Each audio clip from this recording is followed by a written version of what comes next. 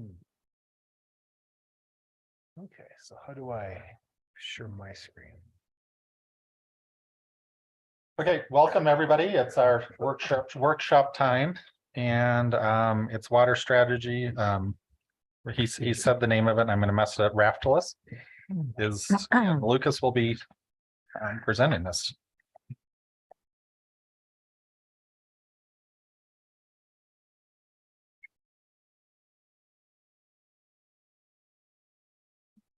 Okay. My share is grayed out right now. Can you unmute Parnell? Maybe. Whoever's in charge over there.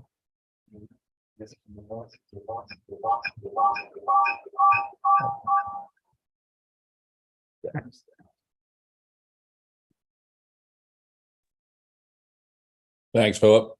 You're welcome. Hi, Parnell.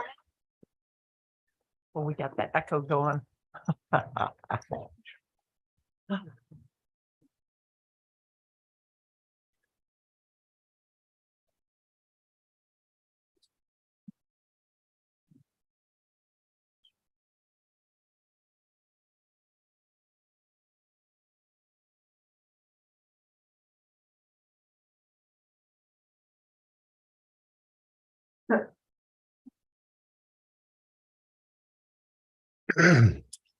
All right, can you hear me? That sounds good. Mayor Vandernail and Board of Trustees, my name is Lucas Seffens, the Water Utility Superintendent for the town of Fraser. Today, we're here to have a presentation by Raftelis on a rate study and to discuss the status of the water and sewer systems for 2023 and 2024. All right, here's our first slide. For clarity, we have used percent to express the production capacity of the two water systems. 100% is equal to running a fill cycle 12 hours per day. Exceeding 100% is not recommended due to the time needed for groundwater replenishment and to provide a buffer for insufficient capacity during equipment failures. At 123%, the treatment capacity for the north plant is insufficient to meet max water demand. If we were to lose one booster pump, we would not be able to meet summer water demands. To remedy this, on May 9th, the board approved the installation of an additional booster pump for the north water system.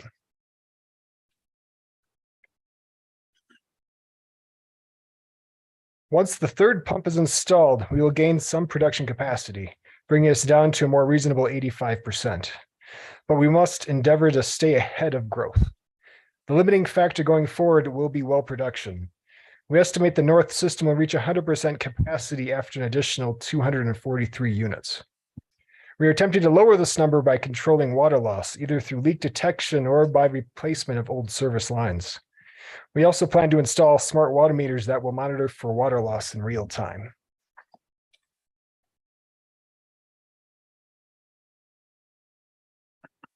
In the spring of 2023, the town purchased a state-of-the-art leak detection system along with leak detection training. After our initial survey, 9 potential leaks were detected. We focused on repairing the 3 strongest signals based on our confidence level. In total, 5 leaks were repaired in 2023. All leaks occurred on galvanized water service lines, demonstrating the need to further incentivize the replacement of all galvanized service lines. The total combined loss was estimated at 4.2 million gallons per year. In short, we recovered 65 homes worth of water. 2 main breaks occurred in 2023. Oh yeah, next slide. Before you leave, can you go back to that? I guess you're driving yourself. You're telling yourself. Right. So there, I saw and Facebook is all knowing. We all know, but on Doc Susie Avenue, across from the new Coast Lake, there's somebody that lives over there that posted that they didn't have a river under their house, and now they have a river under their house. And your arrow is pointing like right at that. Is that a recent fix, or is that, do we know what's going on over there? Samsung, Mayor. Hmm? Samsung On Doc Susie, right across from Coast Lake. Okay, all right. It's in the region where the leak on Doc Susie was about a half a block away from that location. This repair was done probably, I think, back in June, I believe, on Dock Okay. Suzie. Okay, so this is different. That's different, yep. Okay. Yeah, recently I was walking on the river trail and I don't think it had rained. And there was a lot of water sitting just north of the trailer, that last trailer that's there. Anyway, Amy's property. Yeah, there's a lot of groundwater changes happening this year Yeah, associated with the higher amount of water. And- anyway, just But we are, guys check it. to see we if it's check got- it, we've checked, I mean, like Sun River, we've been over there 3 times so- just to listen and we pick up nothing. So it's Good. either Perfect. on their service line or it's just groundwater. Yeah. But yeah, Sun River's losing a lot of water right here. I know someone that lives there. They said there's like 1,000 gallons a day. Something like that. I have no idea. I've never measured it. So just based on their concerns that they're in the past, they have not had issues. You know, they suddenly have groundwater issues and I mean, What do you think causes that? To all of a sudden have groundwater issues. how just like changes stuff- in hydrology, or they maybe have a leak on their service line, Yeah. but they were unable to do a leak detection survey on their line just because their curb stops don't work in that area. And to get a company to come up and do it, they put gas into the line and then smell for the leak. And if they can't close the service line, they're just pumping that gas right to the distribution system. So they have a couple problems that are making it difficult. Oh, boy. All right, 2 main breaks occurred in 2023. Last week, a main break was reported by a citizen and was brought under control before the pipe had completely failed. The pipe had simply reached life expectancy and had corroded to the point of failure. The other main break occurred in the middle of the night. A well-trained crew and a functional alarm system averted a crisis. The break resulted in a loss of 3,000 gallons per minute and would have drained the system before sunrise. A loss of pressure would have resulted in a boil order and additional failures throughout the system due to floating. The issue was caused by excessive corrosion of a gate valve.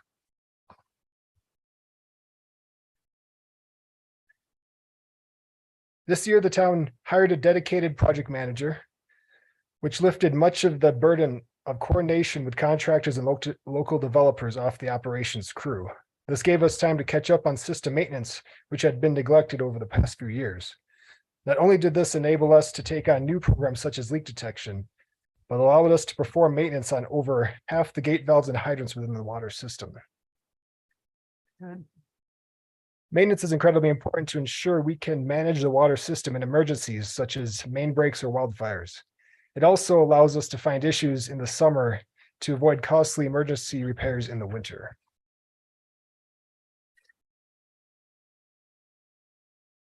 Two overdue capital improvement projects were completed this year.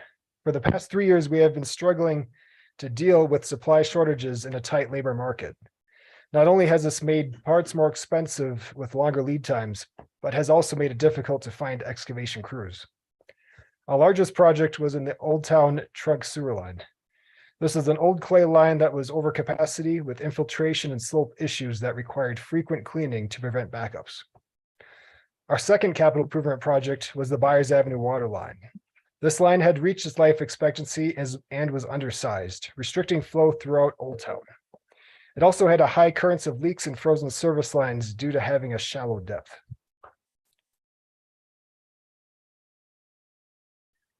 Three guiding documents were prepared for the town in 2023. A water efficiency plan, a 10-year capital improvement plan, and a rate study. The water efficiency plan was adopted by the board on March 1st as a tool to streamline future grant opportunities and was itself paid for with grant funding. It serves as a roadmap for the town to conserve water supply and is designed to be updated as we complete objectives. Our current objective is to improve water consumption monitoring. This includes the installation of advanced water meters with real-time water accounting and utilizing a leak detection system. The meters utilize a leak detection system? They can detect leaks within people's homes Okay. and also monitor for excessive use, low temperature, That's and detect cool. freezing service lines. Is this in everyone's home or only? That actually, Because like I'm just, bringing back up Sun River again? Like, well, how come? Because What we happened? have not implemented it yet. That's actually Oh. coming up in next year's budget, Okay, a meter replacement program, okay, but current meters don't have that. It's a recommendation from the water efficiency plan that we will implement. Gotcha. The 10-year capital improvement plan was adopted by the board on May 17th to assist the town in making decisions regarding replacement of old infrastructure and to meet future water demands. Recommendations include replacing old water lines, installing additional wells and storage tanks, and preparations for a new water treatment facility. The water and wastewater rate study is nearing completion with the preliminary results presented tonight. It is designed to help the town proactively meet our financial challenges instead of just responding to them. The study will provide simple and clear funding models designed to be reviewed on a 5-year basis. A proactive approach should help us avoid sudden and drastic rate increases in the future.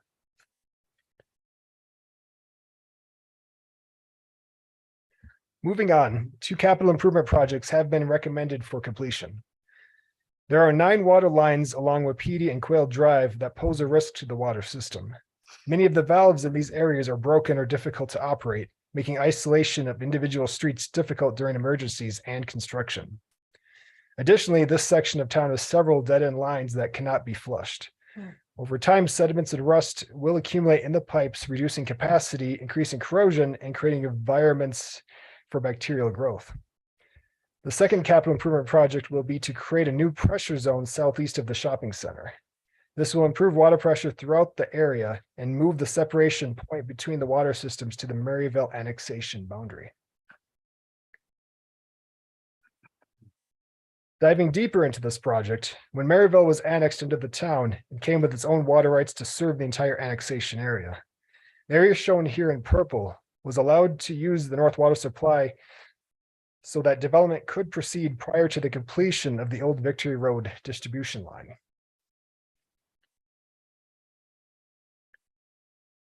The recent developments of Elk Creek, the condos, and the Meadows subdivisions have increased water demand in the north system by 12% in just a few years, pushing well production to 85% of recommended capacity.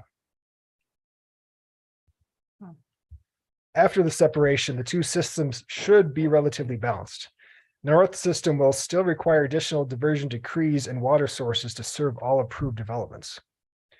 The water right for the south system should have sufficient capacity to serve development for the entire area, only requiring new wells on an as-needs basis. The addition of a PRV vault will preserve emergency interconnect while providing water pressure in the while improving water pressure in the Grand Park and Cousins Point areas.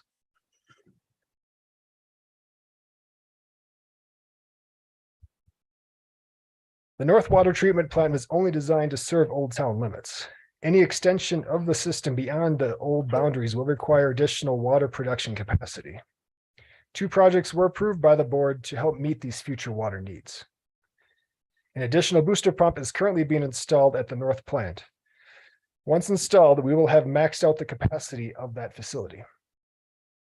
The next limiting factor will be well production capacity. We have begun a 3-year process to construct additional wells. This year, we will be drilling test holes to search for suitable locations within the town. With any luck, we will find 1 or 2 potential sites, allowing us to proceed with drilling new wells and obtaining a diversion decree. If no location is found, we will need to explore outside of town and possibly build a new surface water treatment facility.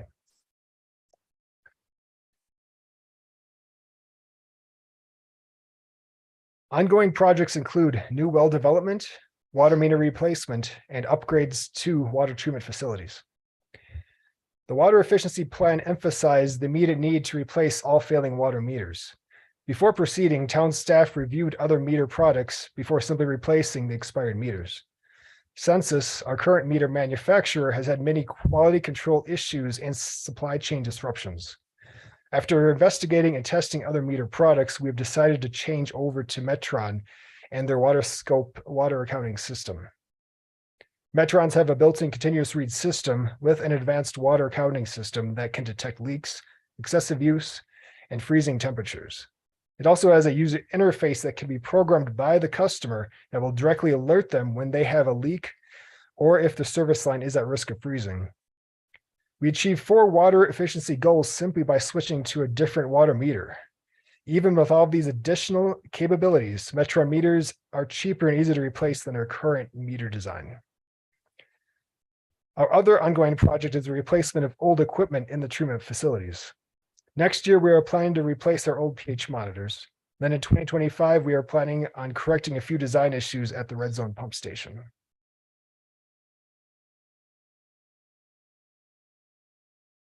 Here's a list of our future challenges. The highest priority should be to persuade more homeowners to replace galvanized water service lines and clay sewer lines. These are the leading causes of water loss and groundwater infiltration. Second priority should be to develop the water rights and supply in the north system to keep pace with growth. This requires additional water rights, wells, augmentation ponds, storage tanks, and a new treatment facility. Replacing aging water lines and old clay sewer lines are 3 and 4 on this list. Both are expensive, disruptive, and time-consuming projects. As these pipes age, leaks and infiltration will continue to consume the capacity of our potable water and wastewater treatment facilities. I recommend pairing these projects with street improvements to avoid digging up a road twice. The last challenge on this list is the replacement of the transmission line that serves the Buyer Peak Ranch area. This is a long stretch of asbestos cement pipe that is prone to leaks and only serves a few homes. Development in this area may present an opportunity to replace this line at minimal cost. Is that the surface water line or a different water line? That is, yeah, the old transite line that came from the Gaskill ditch as the old town water supply. Good. We face the same challenges as any other water system in America. Aging infrastructure, increasing water demands, and higher labor and material costs are typical issues for all communities. However, we are in a better position than most systems, so long as we continue to have a proactive and strategic approach. Moving into the rate study, here are a few considerations. Most of the water mains in the North System are reaching life expectancy and will need replacement in the next 15 years.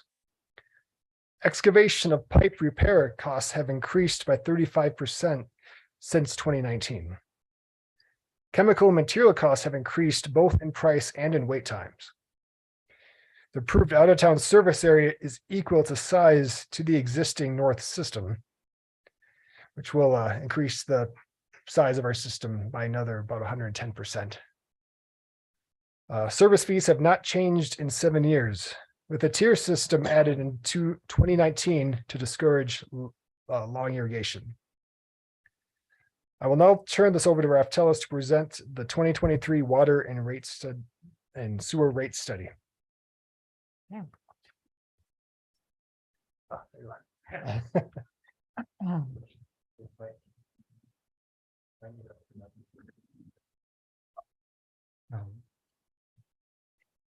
Mayor, trustees, good evening. My name is Todd Cristiano. I just need 1 second to get this thing working. Let's see. There we go. Video. Share my screen.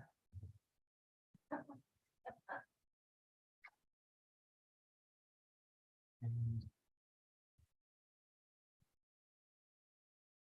there we go. That was easy.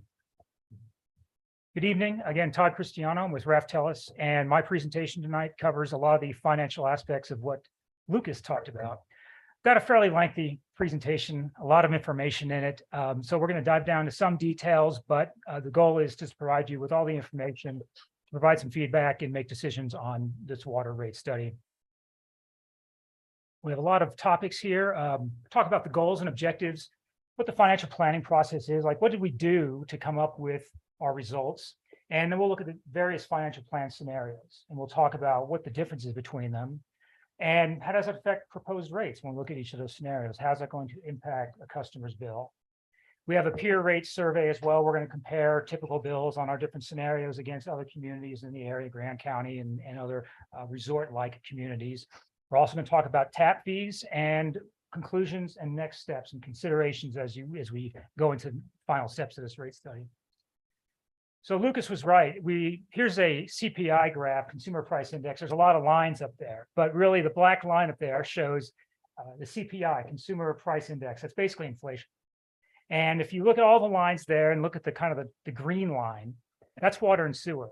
And so that's the change in water and sewer bills since 1984. It's the highest among all the other utilities, electric, gas, and even solid waste, although solid waste is catching up.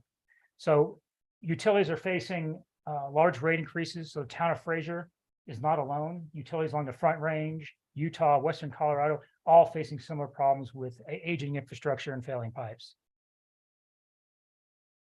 So what we need to do for this financial plan is that we need to have rates and fees that cover a lot of things, your operations, your capital projects. You have to maintain some metrics, your debt service coverage. You have to maintain a reserve balance. You have to fund growth, and you have to ensure you're recovering all your costs.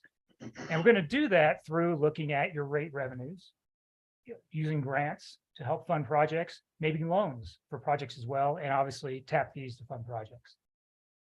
So we did 3 components of this study. One is a financial plan, tells us how much money do we need to meet all of our expenditures, the rate design, how are we going to ensure that we recover our fees, recover our costs equitably, and tap fees, how are we recovering the cost to serve growth?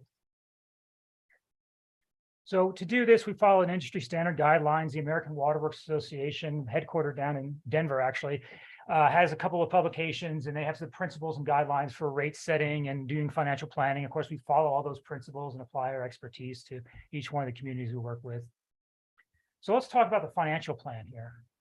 A couple of things that go on during a financial plan development. We got to consider all your revenues coming in, your rate revenues, your tap fees, your loans, your grants, other miscellaneous revenues. You have to think about all of our expenditures we have. We have operations and maintenance expenses, materials, supplies, salaries, wages. We have our capital improvement projects, both growth related and repair and replacement related. We also have debt service. We have to meet those requirements. We simply want revenues to be greater than expenditures. We also have some metrics we need to meet, reserve targets and debt service coverage ratio. So it's kind of a balancing act. How do we fund all these things, minimizing the financial risk to utility and minimizing the rate impacts to customer classes? And so it's kind of a balancing iterative process, and that's how we develop these different financial plans and these scenarios we developed. I'm going to show you tonight. So looking at this, dive into a little bit of detail. The utility, the water utility, is just one fund. We have all the revenues coming in, we have all the expenditures going out. But for the purposes of this study, we broke up the sources of funds and expenditures into 2 buckets. One is capital related, and one is the operating component of it. So the capital fund cash flow considers all of the growth related capital, all the repair and replacement capital, tap fee revenue, and loans and bonds or grants to fund that. The operations is the rate revenue funding your daily operations, monitoring and making sure the plan is running 24 hours a day, 7 days a week. This way, it allows us to determine what portion of costs need to pay for growth and what are the growth related costs. So we can figure out what our rates paying for growth related costs. And so we got our rate revenues there, miscellaneous revenues, O&M expenses, repair and replacement capital there, and transfers to the capital fund. This here considers mainly all the growth related, capital related items here. And so this helps us just determine, well, are rate revenues paying for growth or are tap fees paying for growth? Are loans financing operations? That kind of thing. So it helps us separate out those 2 different types of costs and revenues. So let's look at the water financial plan scenarios here. We have some inflation factors here. We applied O&M, general, utilities and chemicals, apply that to our operating expenses. You'll see capital up there at 5%. Well, we all know the capital's been going up 15, 20%, these double-digit inflation numbers. Well, we relied on the data from Merrick, their capital plan. And of course, in their capital plans, they have contingency and that sort of thing. So that kind of accounts for that. But we did include a bit of inflation for our numbers as well. We have some reserve targets and debt service coverage requirements. Now, these first 3 bullets, committed strategic and O&M reserves, that's town reserve targets that we have, and we have a debt service coverage requirement. The current reserve targets you have based on those policies and those first 3 is pretty high, more than what you would normally see for a utility this size. So with the revenue adjustments we were looking at, it was really difficult on any one of the scenarios to meet that reserve target in the first couple of years. But there are more standard utility reserve targets people look at, 60 days of O&M and a year's of depreciation expense worth for capital, a little bit lower. So when we look at our scenarios, we are trying to make our ending fund balance meet this kind of more minimal reserve target with the goal of end up reaching that in a couple of years, just to help minimize rate increases early on. So those are alternative targets, depreciation and O&M. And essentially what that's telling us is we're setting aside some money for any sort of operational emergency, and we're setting aside some money in case there's a capital emergency, a massive main break that you hadn't budgeted. You can dip into this capital depreciation expense reserve and pull funds out of there without affecting your budget. And that's very typical for water and wastewater utilities. So our rate revenue adjustment strategy, as I mentioned, is we want to minimize the revenue adjustment. We want to be able to fund these projects, minimize that risk, but also minimize the financial risk of going after too much debt, especially with the interest rates the way they are, and make sure that we can rely on grants, which is always iffy. You never know whether the grants will be available one year to the next. So it's, again, a balancing act. So this is a little historic look. We've got some historical years there of O&M and capital, and then our projected years of just an example of our O&M and capital in future years. You can see a stark difference in the middle of that graph that going forward with the capital improvement programs or master plans that Merrick put together, there's a big change. So historically, capital investment has been fairly small. We're seeing some major improvements coming along in the next 10 years. So that means we need to play some catch up. And that's what we're trying to do in our scenarios. And I think that one there's the buyer's line in 2023. And Lucas showed you here, we have a number of capital projects. He provides some details on all those various projects. We need to be able to fund those to maintain the level of service that customers expect for the water system and wastewater system. So here's your 10-year capital improvement program. There's two colors here, a light blue and a green. And this shows your annual capital expenditures. That large capital expenditures out in 2031 is the new treatment plant. And we have to start building funds and thinking about how we're going to fund that today, because design will be just around the corner. And you'll see that there's the expansion or growth-related capitals in the green there. We have some larger projects off and on throughout the years, but there are growth-related projects. Is our tap fees paying for all of that growth? Do we have enough for loans to pay for that growth? We'll talk about that. So here's a water cash flow scenarios. Alternative one or scenario one is fully fund the CIP. We'll do this through cash. What do the rate increases need to be to fund that entire capital improvement program, considering a rate increase, tap fees, any other miscellaneous revenues and sources of funds you have? Fully fund the CIP on the second alternative, but we're also going to assume we're going to get 25% grants on all of our capital projects every year. So we're basically reducing the expenditure obligation by 25% per year. Finally, the other one is partially fund the CIP with state loans and grants throughout the study period. So that way we can amortize some of those larger capital costs over a period of time, especially those growth-related projects. So as new customers come in, they pay the proportionate share. We're not burdening the existing customers to pay up front for any sort of project. And so we've got a scenario on that as well. So when we look at this, I try to find the best way to summarize this. And what we've got here is we've got 3 lines, and this is over the 10-year period. And what this shows is a typical quarterly bill under each scenario as we do the revenue adjustment each year. So scenario one, remember, is going to fully fund the capital improvement program with rate revenues and tap fees. That's it. No loans, no grants. So you can see the quarterly bill is $171. It's going to jump up to $273.60 on this scenario to fully fund the capital. As you can see, it jumps up and goes all the way to 2032 at a pretty good clip. So that's a pretty substantial revenue adjustment there. But scenario two is not quite as high because we're already assuming some grants will be coming in, so there's less for us to fund. So it starts out again at 171 and goes to $242, 2024 for a residential customer.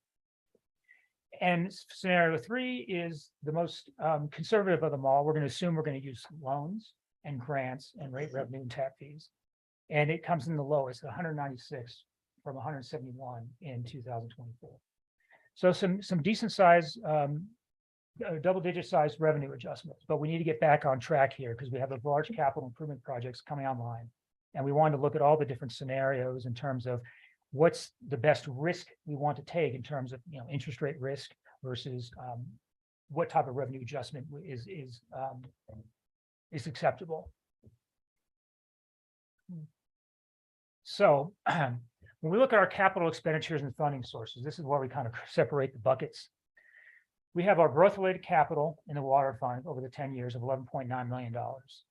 We have repair and replacement projects of $23.7 million over the study period. So a lot of repair and replacement, trying to play catch up. And we have some developer reimbursements that need to be paid based on contract over the 10-year period, and that's $2.5 million. How are we going to fund this? We're going to have tap fees over 10 years, about $3.9 million. That's about $385,000 a year. There we go. Rate revenues are going to fund a majority of that. So you can look at this and say, well, growth's not paying for growth, obviously, with the rate revenues. But you have to consider that growth comes over time. And there are some years, based on your tap fees, there are some years where there may not be any tap fee revenue, but you might have bonds issued on growth-related projects that you still have to pay. It's got to come from one of two places, tap fees or rate revenues. So over time, the tap fees would have paid for all those growth-related projects. It's just that intermittent period during that time and the fluctuations and cyclical nature of growth that you might need to use rate revenues to do that. So we are using rate revenues there, but over time, the growth or the tap fee revenues coming in would essentially reimburse those existing ratepayers over time. And here's what the cash flow looks like. So this top graph is really just showing our revenues and expenditures.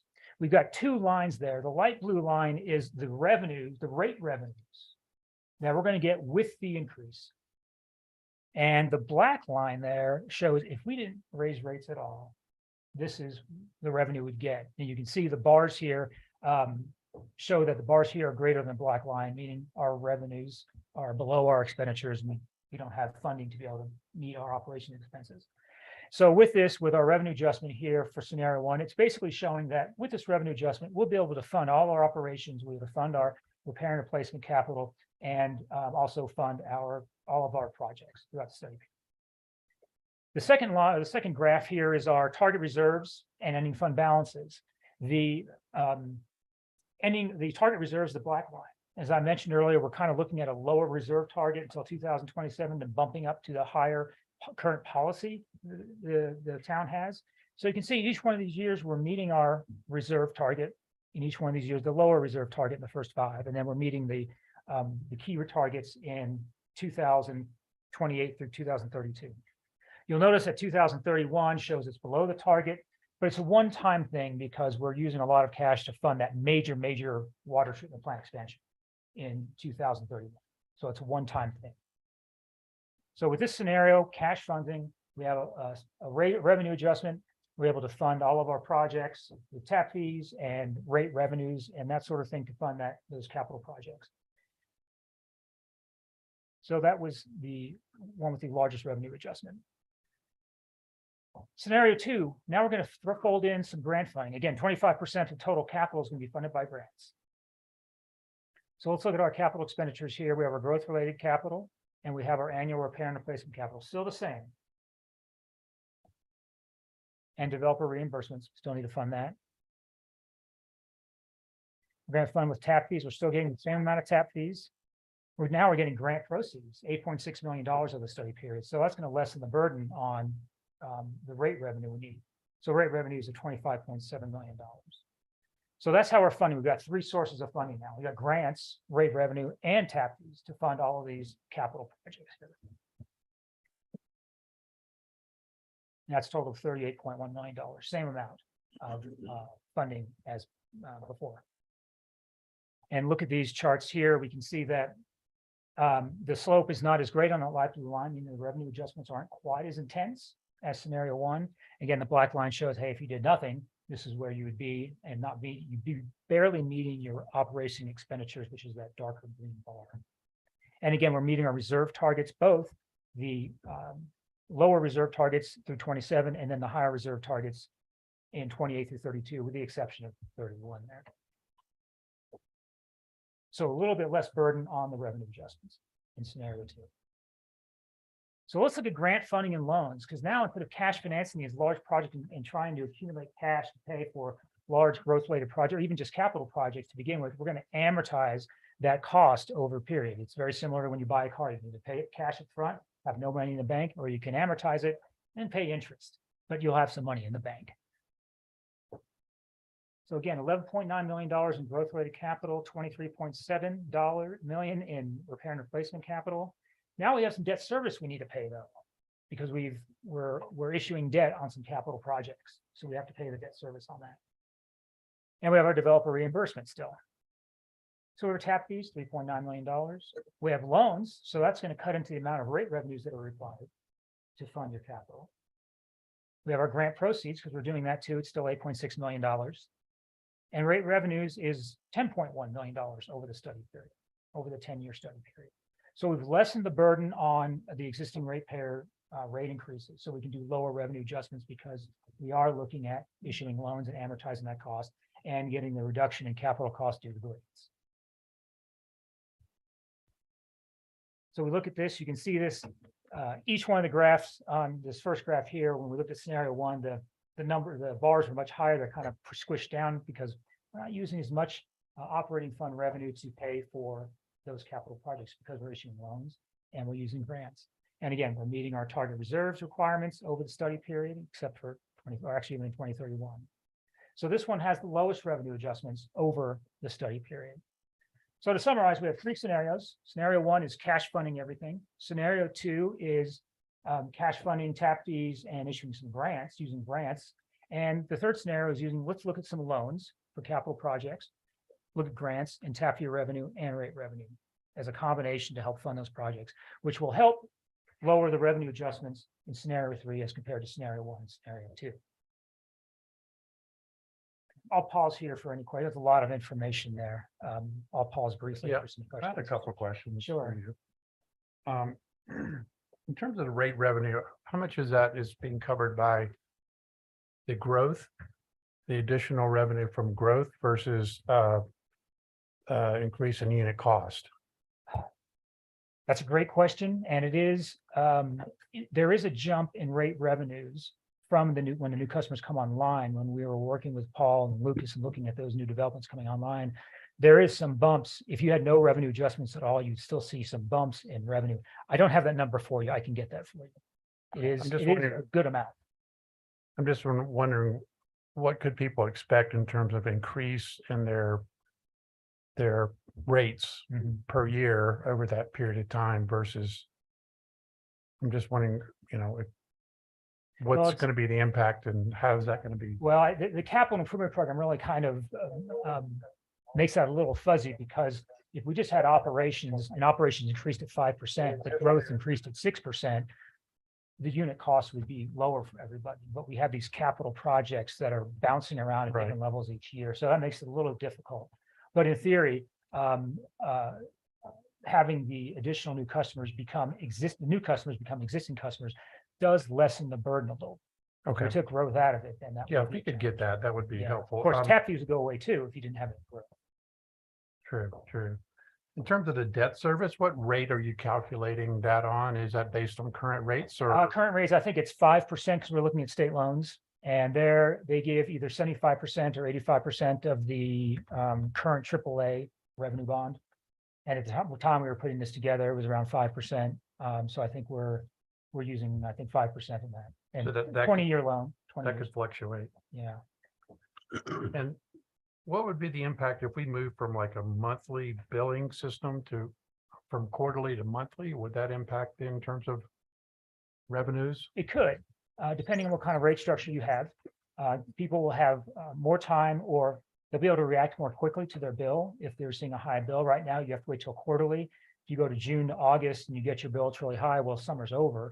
Whereas on a monthly basis, you might see some reduction in consumption with some of those higher users. It just depends on how you structure the service charge and the volume charge, whether you adjust those tiers based on looking at a monthly versus a quarterly basis. So there could be an adjustment there. I'm just wondering if that's money that would be with the town and not, I mean, that's money that we would have kind of real time versus waiting 3 Right, months to get it, right? Right. Okay. I have one other question. I'll let anybody else have.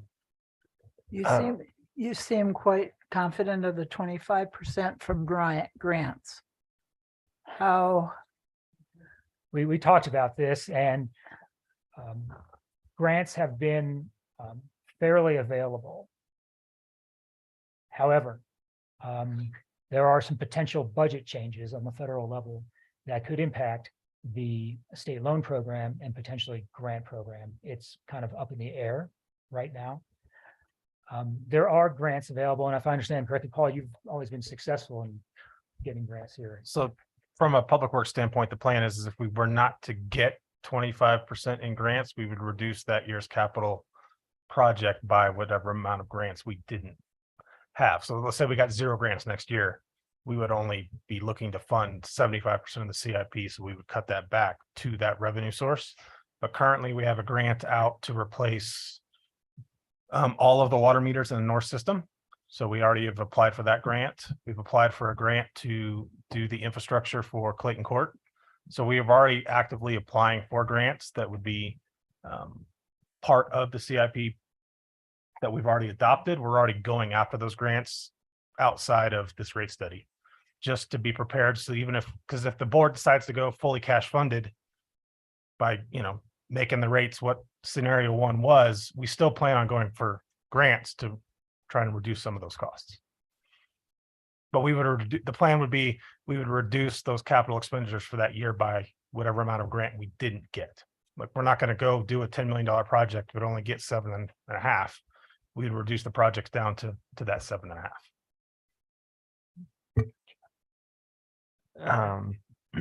The numbers that you're bringing up, are they all based on how rates are determined currently, or? Yes. Okay, So in terms of your current rate structure, right. so to provide a little more detail on that, we essentially, we just don't take your budget number and then, escalate that out. We go down to the detailed billing level data, and we work with Becky to do that. And we build up your rate revenue stream based on what we think growth is going to be, the new customers coming online, and we project it that way. So it's built up from a customer rate based on your current rate structure. Okay. That was something that we wanted to review, wasn't it? So I think that's coming down the line with this, I would assume. One of the things we've talked about the rate structure, and there's some challenges associated with that in terms of with quarterly billing, and we go to monthly billing. So we're still kind of working through that Okay, right now. that's the next Yeah, presentation. That's the next working. And- Next, and next 40 slide fees. presentation. did our tap fees going to be considered, how we establish those? Or I've got tap fees at the end here. Okay, Excellent. perfect. All right, yeah. One other question, Luke, you mentioned about out of town service agreements or out of town service commitments that are going to stress the system. Do we have the ability to increase those rates? As needed?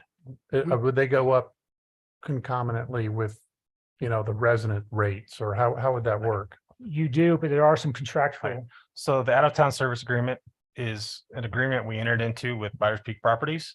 And so they pay 1.1 of the in-town rate. And so whatever we do in town, it would only be a 0.1 addition in that out-of-town service agreement. But that out-of-town service agreement doubles the size of the North System commitment. So 1,238 taps are allowed in that out-of-town service agreement. So to Lucas's point, that's why we're looking to drill new wells to maximize our existing water right that we have for wells, to get that capacity, do that before we have to go and use our surface water right and build a $35 million surface water treatment plant, which is that massive spike in his scale at the end. When you see that massive expenditure, it's bringing a surface water treatment plant online to utilize our St. Louis water right. But no, we can't just raise the rates in the out-of-town service. It would have to be, Across the board. you would have to do in town, and then they would pay 1.1 times whatever we set for in town. And that's an evergreen contract that. That is, yes, that is, as It far as seems I'm like concerned, that's putting so much stress on the water system that they should have to pay more to. so the town Anyway, agreed that's another to, discussion. at whatever time it happened, the town agreed to 1.1. And no, they don't have to provide any wells or any sort of treatment. All they do is put in the water and sewer lines, but there's no, unlike the south system where they have to put in new wells to supply it, the out of town service doesn't do that. All costs for production is on the town per the agreement. Trustee Souls, I want to come back to your question about the rate design. Okay. Did I pronounce your last name correctly? Yeah. Okay. We have done kind of a preliminary review of the rate structure and looking at what are some objectives that the rate structure is supposed to do. What are we supposed to, what do we want to recover, or what kind of principles do we want to put into the rate structure, like conservation or fixed charge revenue and that sort of thing. And our initial pass on that showed that, the rate structure is set up fairly well. There might be some tweaks that we can do, but you have to weigh that against the benefit of, is it going to shift the needle on moving to where, yes, it's going to achieve some new objectives we have. We'll move the needle enough to do that. So we're evaluating that right now. Thank you. Okay, well, we got past the hard one, which is water. Sewer only has one scenario in it, which is good. And we're looking at not as quite as many balls in the air with sewer. Again, some inflation factors, reserve targets. We do have one extra reserve target, and that's for the JFF treatment plan of $1 million, 120 days of O&M expense. Now, this 120 days of O&M expense for wastewater, that's quite high. Normally, you'd see 60, because you think about it, you want to have a reserve balance to help with instability in your revenues. Well, your revenues are pretty much fixed coming in. You don't have any volumetric charge revenue, at least on the residential side. So your wastewater revenues are pretty much fixed for the year, unless everybody moved out. 120 days, it's very robust, but there might be an option to reduce that, considering you have these other reserves as well, and might help with revenue adjustments, bringing those down a little bit.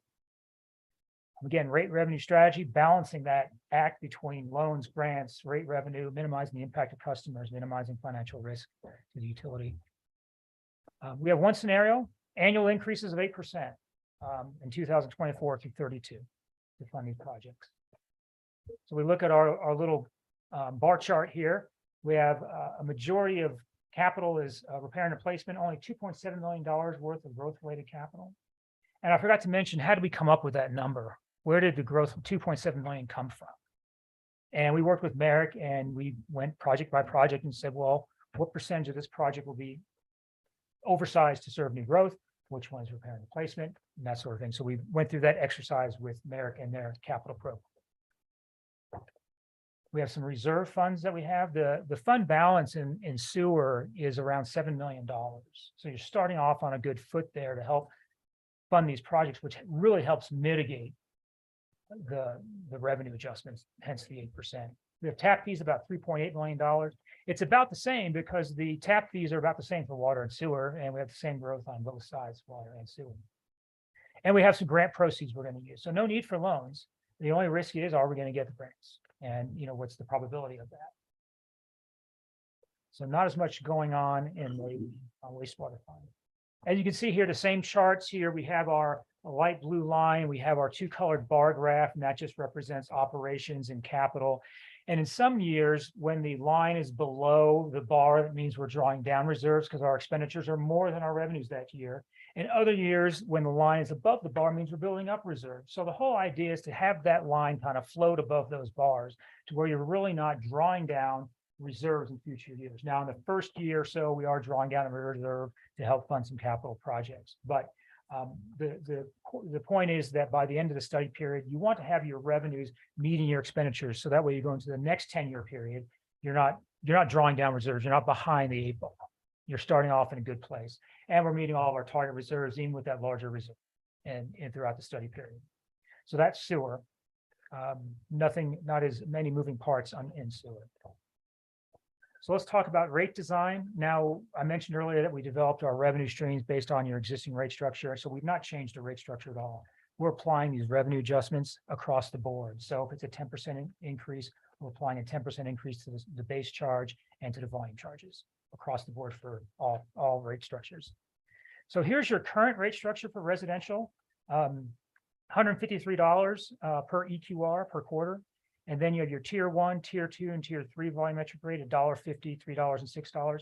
which on the face of it, when we look at that, that tier 3 is a lot greater than tier 1. So we talk about conservation as one of the pricing objectives. That seemed to be meeting the mark there. That kind of sends that signal for those customers who are in that top tier. So with the current rate structure, your conservation pricing objectives might be being met, right? For the commercial mixed use, it's $153 per quarter and then just $1.50 for all consumption. And that's typical of commercial class customers of a uniform rate. Commercial customers have a very heterogeneous mix of uses. You have a brewery, you have a bookstore, and it's difficult to do a tiered structure for those type of establishments, whereas residential is pretty uniform throughout the class. I'm sorry, what is between tier 1, tier 2, and tier 3? What are the cutoffs for that? Oh, I believe it's 0 to 6, 6 to 12, and then over 12. Over 12, I'm just Yeah. looking at 12. Yeah, What are the units? 12. per 1,000 gallons. Okay. 6,000. Doing that from memory, so I could be That's wrong. okay. I just wondering. And roughly. EQR means equivalent residential unit. Okay, so let's look at the difference in rates between the different scenarios. So we have 2023, that's what everybody's paying today. You can see these jumps of $244, $217, and 175 for scenario 3. They're going down because the first scenario was the most aggressive, and the second scenario is middle of the road, and the third scenario was, minimizing the revenue adjustment through grants and loans. Same thing with the volumetric rates there, and commercial and mixed use, same trend there. And here's the sewer bill for residential, $137. That would go to $148. Again, that's quarterly too. So if you wanted, you have to look at that on a monthly bill basis too, to get some more context as you compare it to maybe other bills that you have, be it gas or utility, electric, or solid waste for that matter. All right, let's take a look at a typical bill survey. So we combed the area and found a lot of different communities that were similar in size or similar in situation. And of course, the biggest caveat I'll put here is that these are all 2023 rates, with the exception of our proposed rates. We don't know what they're going to do in 2024. We know that some utilities have just raised their rates significantly in the past year. That might be happening again. So it's not an totally apples to apples comparison. So there's where we are today for a water and sewer bill. And scenario 1 or scenario 2 and 3 are middle of the road there. And then scenario 1 brings us to the top. And that makes sense because it was the most aggressive financial plan or cash flow rate increase that we have. Again, we don't know. One thing that's kind of dampening your total bill there is the fact that sewers is going up 8%.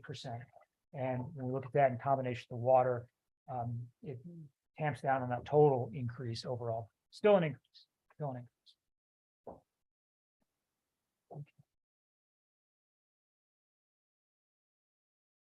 Pause for questions on sewer.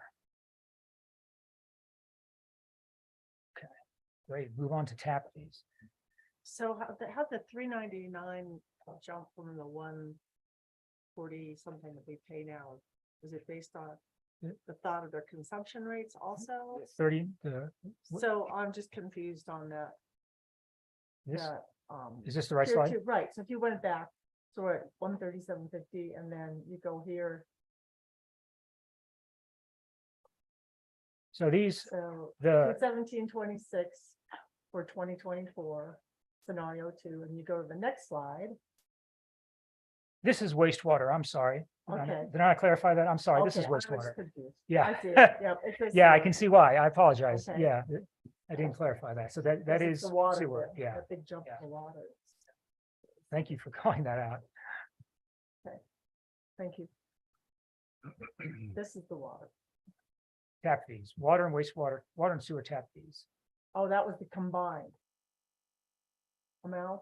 Yes, this is water and sewer total for a Ah. typical bill of Okay. 12,000 gallons per quarter or 4,000 gallons per month. I apologize. I didn't, Okay, yeah, it's failed just to call moving that. fast. Thank Yeah. you. sorry about that. Winter Park Ranch isn't on there, or am I missing it? Water or Winter Park Ranch. Let me see here. It should be on there. Oh, Winter Yeah, Park Water and Sand District. okay. got the range there. Okay, tap fees. So tap fees are kind of an interesting animal here. There is a Colorado state statute that defines what a tap fee is, what it can be used for, and what needs to be considered in the calculation of that fee.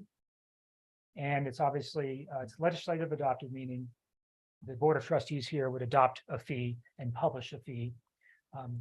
It's intended to defray the cost of impacts on capital facilities caused by development. So new development comes in, you want to charge for that incremental development, you have growth paying their proportionate share. Now, local government has to quantify the proposed impacts on the proposed development. That's where we would come in and help design, well, what is the cost to serve a new EQR development, one EQR? What's the cost of that based on the existing facilities you have in your system, your storage tanks, your treatment plants, your wells, your major transmission mains, all that sort of thing. And we don't want to set the fee any greater than the cost to provide that capacity. So they kind of set some guardrails there. A couple other items. It's a one-time fee. So new development comes in, they put a house down on a lot, and you charge them the tap fee. After that, they become an existing user and they pay monthly user charges. You can also charge for an incremental amount of capacity. So if you're a commercial business and you go from a three-quarter inch meter, you go to a 2-inch, there's an incremental tap fee you can charge. You don't have to, but if it's in your code and ordinance, you can do that. And again, the fee is based on the value of the capacity of the system. So if you think about the entire system, major facilities, those facilities that are backbone facilities that serve everybody, treatment plants serve everybody, storage tanks serve everybody, large transmission mains serve everybody, the value of those facilities and the capacity it provides, we can look at that and develop a unit cost and do some calculations to find out, based on that value and the amount of capacity, and this amount of capacity this customer needs, here's your tap fee. Again, it's the cost to reserve capacity in backbone facilities. And what this does with tap fees is that it balances the equity between new and existing customers. If you don't have tap fees and you're a growing population or growing customer base, you need to build all these new facilities. And without tap fees, it falls on the existing ratepayers to fund growth. But existing ratepayers are already here. They've already paid for their fair share. So some may not feel that's fair. And so with having tap fees, that reduces the burden on existing ratepayers, doesn't eliminate it, but it can reduce the burden on tap fees. And over time, you would have recovered all those tap fee revenues, thereby reimbursing any sort of revenues that were used from existing ratepayers to pay for that growth-related capital. So it's a time issue versus when we look at rates, it's just A divided by B each year.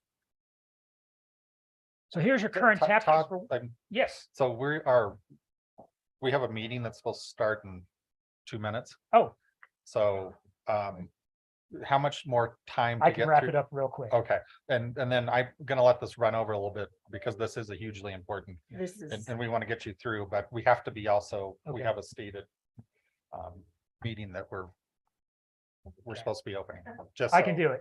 Our staff should have told you. Current tap fees, $7,700 and $7,500. We did some initial analysis looking at the value of the facilities, the capacity it serves, the capacity of one new development, gallons per day, because that's how we measure capacity with new development, is looking at, well, how much is this parcel going to use? We did all the calculations and it came out a little bit below your current fees. There's a lot of unique things going on in the water and sewer tap fee realm with our calculations. We have a lot of developer reimbursements. We have a lot of contributions, and that all affects the tap fee. But when we did our initial analysis here, we came out at about the same numbers you have today. And so where that puts you on the scales towards the bottom here. So the question is, tap fees pay for growth? Over time, yes. Intermittently in certain years, perhaps not. And that's the challenge with tap fees. So despite that, we need a large revenue adjustment in rate revenue. That's still to cover just operations related items. But we're also using that rate revenue to help fund some of the growth that does need to happen. If growth goes away, there's no need for part of that increase as well. So that sums up everything. Some considerations for the board. Just balancing that, do the balancing act of how you want to fund projects, the probability of getting grants, the risk of loans, and the timing of those capital projects, and determining whether the grants are going to go up and whatnot. So that's where I've ended today. Hopefully it's given you some insight on where we are financially and where you need to go. You have a couple of options.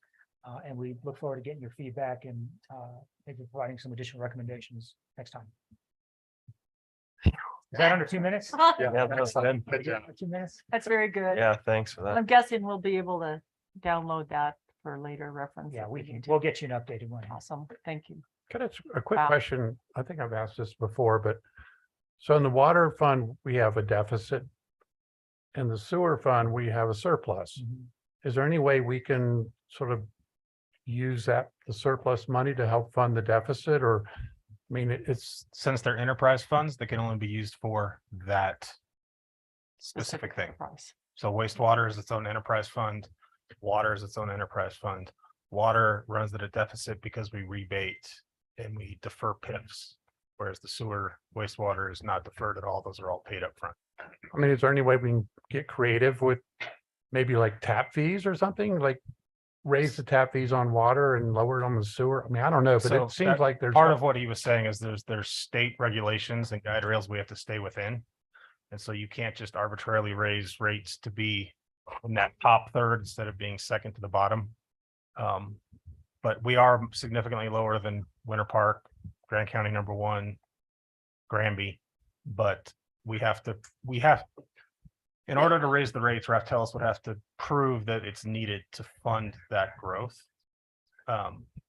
So I'm just throwing it out there as a, Okay, do it. maybe So something to think I about. think a lot of it is if we were to bring something new into town as an annexation, we would have that agreement different than the 2003 agreement that is kind of where we're stuck with. So we rebate a lot of infrastructures. You mentioned that 2.5 million that has to be rebated every year. You know, we have to pay this back as that growth is coming. So rate fees, you know, tap fees can go up, they can go down, but we have to be able to show that we are using that to fund new wells, new augmentation, new water rights, things like that. Great question. Thanks, Paul. Thanks, Todd. Okay, can we have 2 minutes, 2-minute break, and then we'll open the meeting.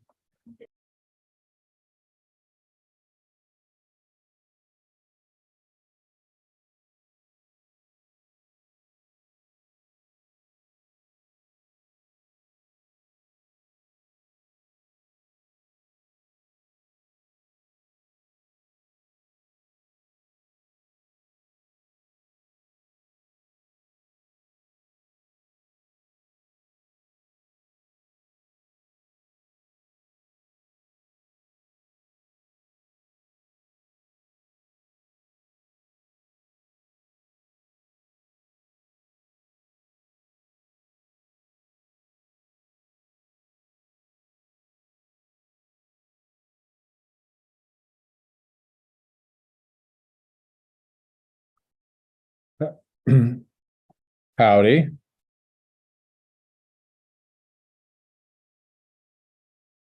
Good. How are you the first one home? Yeah.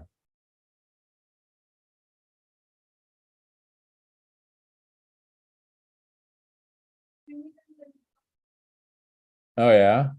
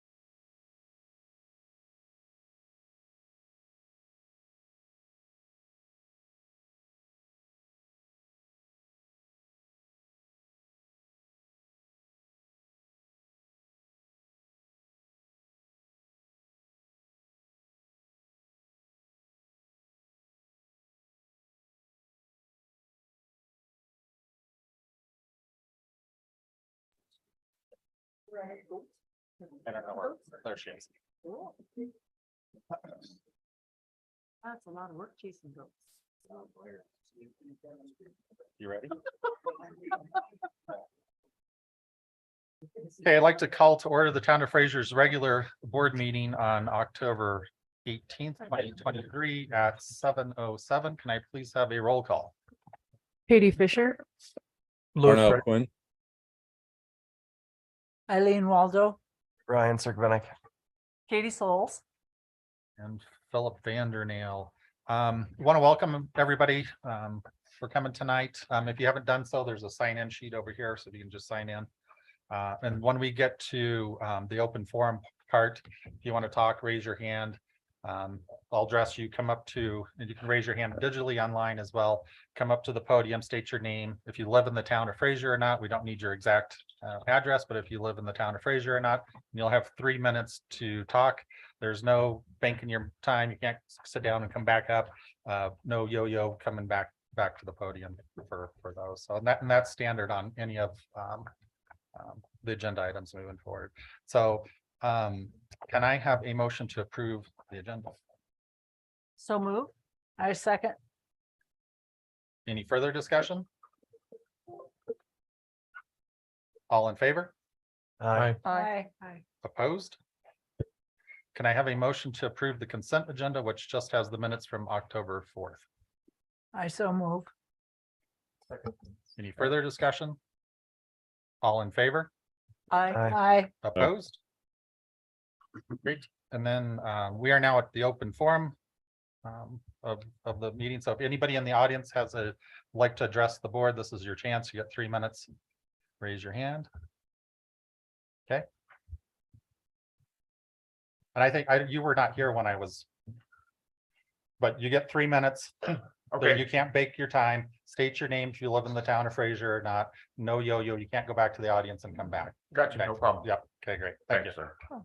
My name is Matt. I live across the street at 138 Fraser Avenue.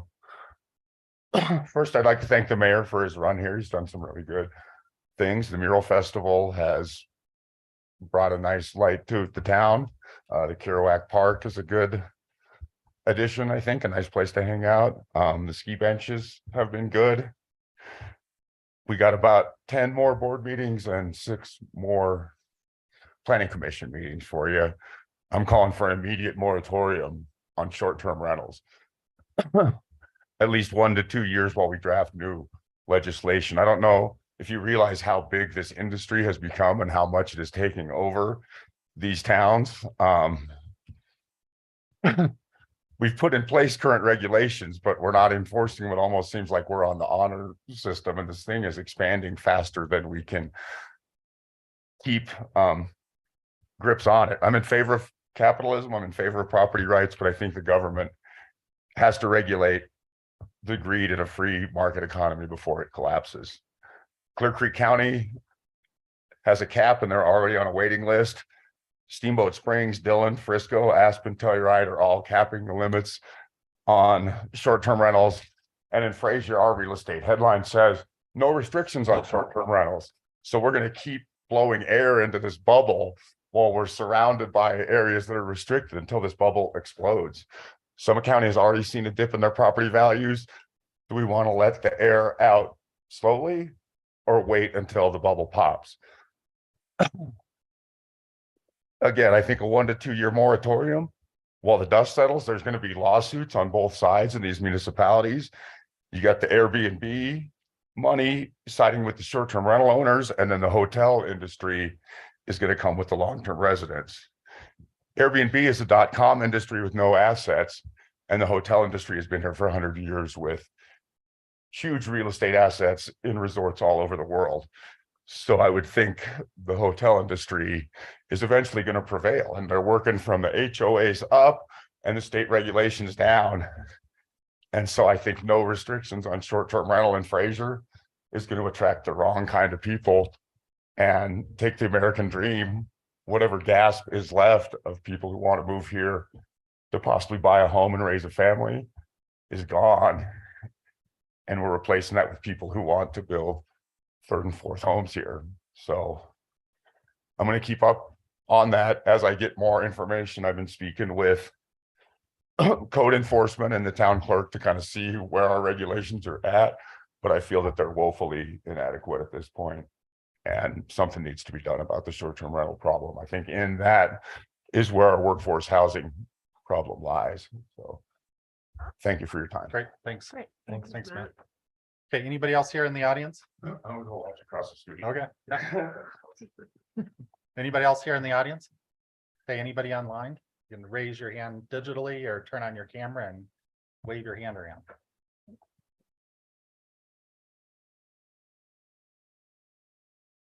Going once, twice. Okay, let's move on. We are now at discussion and possible action, and we are at so we actually need to leave. So can I have a motion to leave the town board meeting and go into the liquor licensing authority at this stage? I so move. Second. Any further discussion? All in favor? Aye. Thank you. And we are now at 10 Cup Tavern, check-in with liquor license authority, and Sarah's gonna lead this. Thank you. So the Tin Cup Tavern came before you on July 19th, and they were approved via resolution 2023-0707 to renew their liquor license under the following conditions. Approval by the Colorado Department of Revenue of the state liquor license application, proof of responsible alcohol vendor training of all employees within 3 months, a probation period of 3 months, and then to limit hours of operation to close at midnight. Those 3 months have passed and the probation period is set to expire. The licensees have met all of the above conditions. The state approved the renewal. Proof of responsible alcohol vendor training of all employees has been presented to the town clerk, and they have observed the nightly closures at midnight. There have been no violations of the Colorado Liquor Code. Therefore, there is no need for a show cause hearing before the municipal judge. The probationary, in terms of alternatives, the probationary period ends and the licensee can continue to operate with or without restricted hours, or you could continue the probationary period.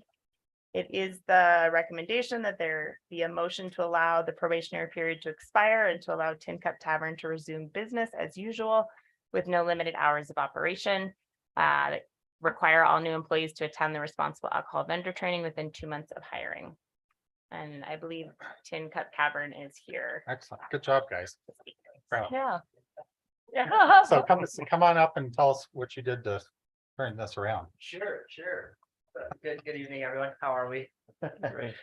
So yeah, I mean, obviously, just being there a bunch and really closing at midnight has been a very good thing for us. You know, we have those people, wait, you're closing, and it's, yeah, we're done here, you know, time to go. So it's been really good. It's hurt the revenue a little bit, but it's not worth the trouble to me.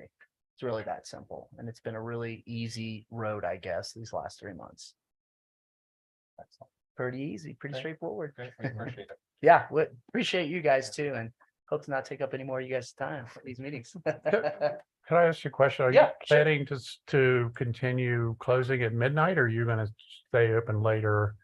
I will probably still close at midnight. There are a couple of events coming up that we will stay up later, and any of those types of events, we've already sort of overstaffed them, which we'll have a couple of guys in the front, couple of guys in the back, really keep it a tight scene, if you will, especially anything going over any event, right? Our normal status quo will definitely be midnight. It's just really nice on the employees too, not working that late. It really helps them too. So Yeah. everybody's really liked it. Great. We make a motion. I'll make a motion to allow the probationary period to expire and allow Tin Cup Tavern to resume business as usual with no limited hours of operation. Require all new employees to attend responsible alcohol vendor training within 2 months of hire. Second. Any further discussion? Yeah, I would just like to understand if we're going to look at this after a period of 6 months or a I year. think if they get violations, they'll be back here. Right. If they But- get violations, they'll be But back in a year. that's not what within a happened year. before. They went for over a year No, and a they half, and they had No, that was- violations, and we didn't. It was a Every, year. every year. Every year. It's Every their year life, they get their renewed. license Right. is under review. And if they have I'm wondering if that's too violations, long of a time period to have a That's, check-in. Well, it'll be 9 months from now. So there's that. Okay, I mean, yeah. If there are violations during the next year, Louis, Glenn Trainer or anybody else on town staff could push this forward to a show cause hearing, and that would bring them to municipal court, and they'd have to address those complaints, and they would potentially have a suspension that could be issued at that time. I guess I would rather them come back before the board than having to go to court. But Yeah. I mean, I'm glad you guys are doing well. Sure. And I am very supportive of businesses in Absolutely. town. But if there are problems, I guess I would kind of like to know about it sooner than later before it becomes a real problem Sure. and you're in court, and have to go through that Absolutely. rigmarole. Sure, Right. sure. And I'm all for if you guys would like to have it, another 3 months or another 6 months, just have just sort of something like this that, from the town clerk, a recommendation, however you guys, I'm Well, all. there are for no it. issues. I don't think you need to. come. Right, exactly. okay, so are you good? Yeah, you good? Everybody Well, you else is don't, good. well, no, we're gonna vote. Okay. So we have a motion and a second on the table, so I guess let's do a roll call vote starting here. Circumventic, aye. Soul's Eye. Fisher, I. Gregory, I. Waldo, I. Quinn, I. And Vandernail, aye. Okay. Yep, congrats. Thanks, you guys. Good job, guys. Excellent. So can we have a motion to leave the liquor license authority and go back into our town board? So moved. Is there a Second. Any further discussion? All in favor? Aye. Aye. Opposed? Okay, we are now at treasurer's report, and Lori will do this for us.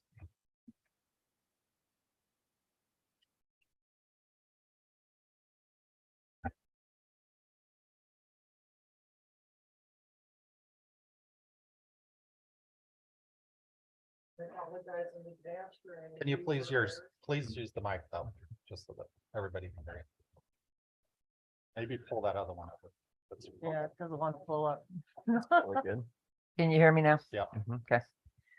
As I said, I apologize in advance for any user errors first time. Treasurer's report. It's not moving.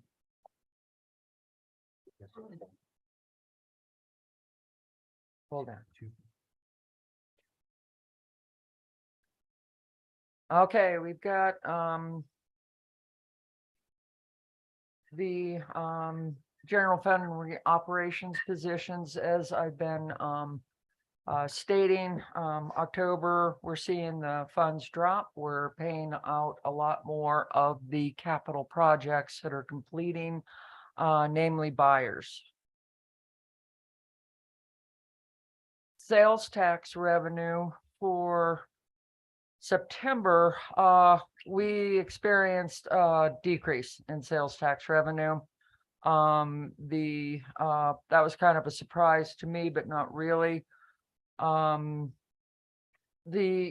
still at 103% of budgeted sales tax revenue, and we're at 77% of the year. We dropped below 2022 actuals for September, and I believe I'm blaming it on I-70 and the Berthoud Pass. The combination of all that construction going on really slowed us down for the time. So any questions? I think, did we get that kickback from the state last year at that time on reimbursing sales tax? No? Yeah. Okay. Oh, It just, last year was a big bump compared to all the years. Yeah, there was So, some anomaly there. and that we're still above all the previous years, other Wait, than I- 22. Yeah, I can other tell you, than- because I'm in the vacation rental. We're still coming in at That- budgeted. You've actually completed the budgeted amount for 2023. It's just that we just had kind of and I think it was actually maybe the fact that I think this was one of the biggest first back to school years since COVID, that I think vacations just kind of quieted down, And So Americans have been stuck in the United States for the Yeah. past 3 years since COVID. Asia, Europe opened up and that's where everybody went. It's across the whole short-term rental industry is down for the summer. And I was expecting this because I can see it in my numbers that this is what happened. So people, instead of traveling in the United States, they went. It was cheap to go to Europe. And I think Katie's a lot of right. There was something anomaly last year where there were some revenues held from June and July or something that was I put took into that note. September, actually, which is August, right? That created It a makes spike. sense. I mean, if you look at every other year, there's Yeah, a dip in September. there was 2022 is something the that was opposite. withheld and then released, and Rob would remember. Rob would know. Okay, any other questions? Cool. Good. Thanks, Lori. Next is. What? What, Katie? I said, thank you, Lori. Oh, okay. You're welcome. Anybody else want to thank Lori? Okay, we are now at trustee health insurance. Oh, it's Lori again. Welcome back. You don't get any grace this time because it's your second time using it. So, Uh-oh, where'd it go? oh, yeah.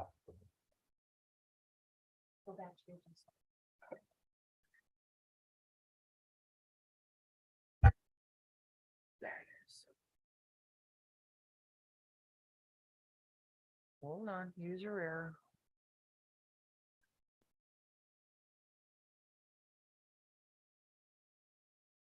Hello.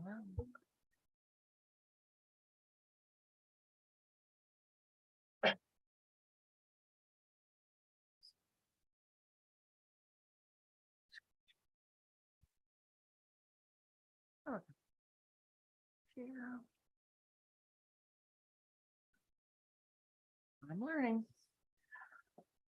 Okay. Let's see, this was the members of the Board of Trustees to be offered health insurance benefits through the town of Fraser policy. The Board of Trustees inquired about the health insurance offered to employees being offered to the Board of Trustees. The town of Fraser has an incentive of employment to the town, a comprehensive benefit insurance policy. The insurance policy is only offered to full-time employees. Part-time and seasonal employees are not eligible for the benefits. Full-time, not working this time. That would be us. Yeah. We're part-time. We're very part-time. There. Thank you. Yeah, you guys are part-time.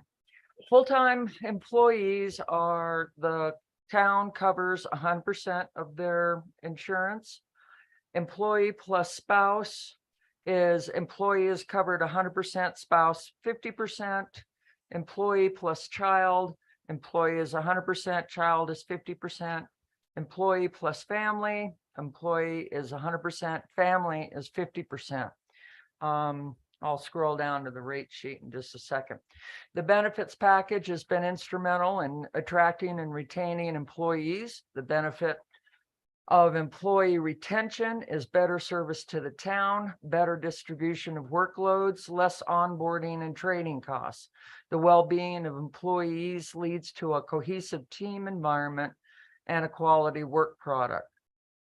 And as mentioned, the Board of Trustees are not full-time employees and do not meet the requirements for the policy as employees.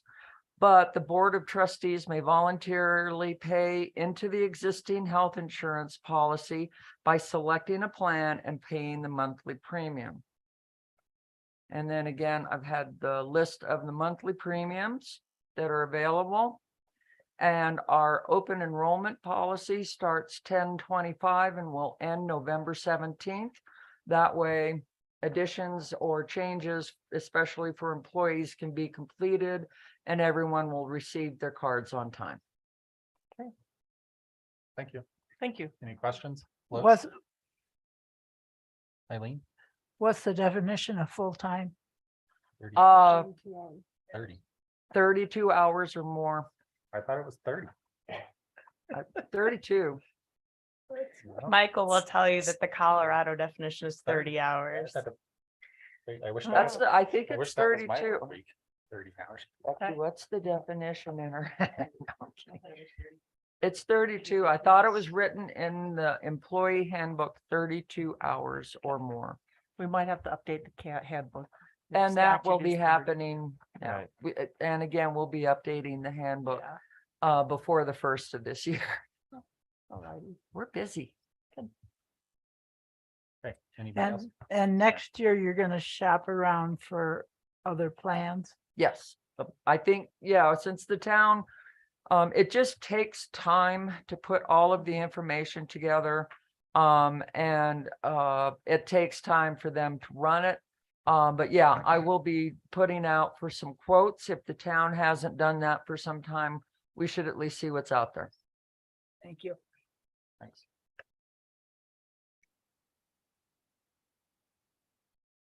Nobody else, Louis? This is you're the one that you don't got anything? Okay. No, I mean, it just, the plans that are being offered, one's a PPO, one's a EPO. Do you know the distinctions between the last one is the HD? I've seen that's a high deductible. That's the higher deductible. That's the one where it's recommended that you have an HSA, the health plan, the health bank account, in order to supplement the deductible and any additional costs you may have. Right, so the last one is a HSA qualified plan. Right. Hey, thank you, Lori. Next is Public Arts Committee appointment, Sarah, that's you. Sure, I'm just gonna unmute April. Spell your name the same? Change their name. So we are looking for a motion to appoint April Obermeyer to the Public Arts Committee. April is online already. She's also volunteered for a lot of the Public Art Committee events as well, and is also a supporter of Fraser Valley Arts.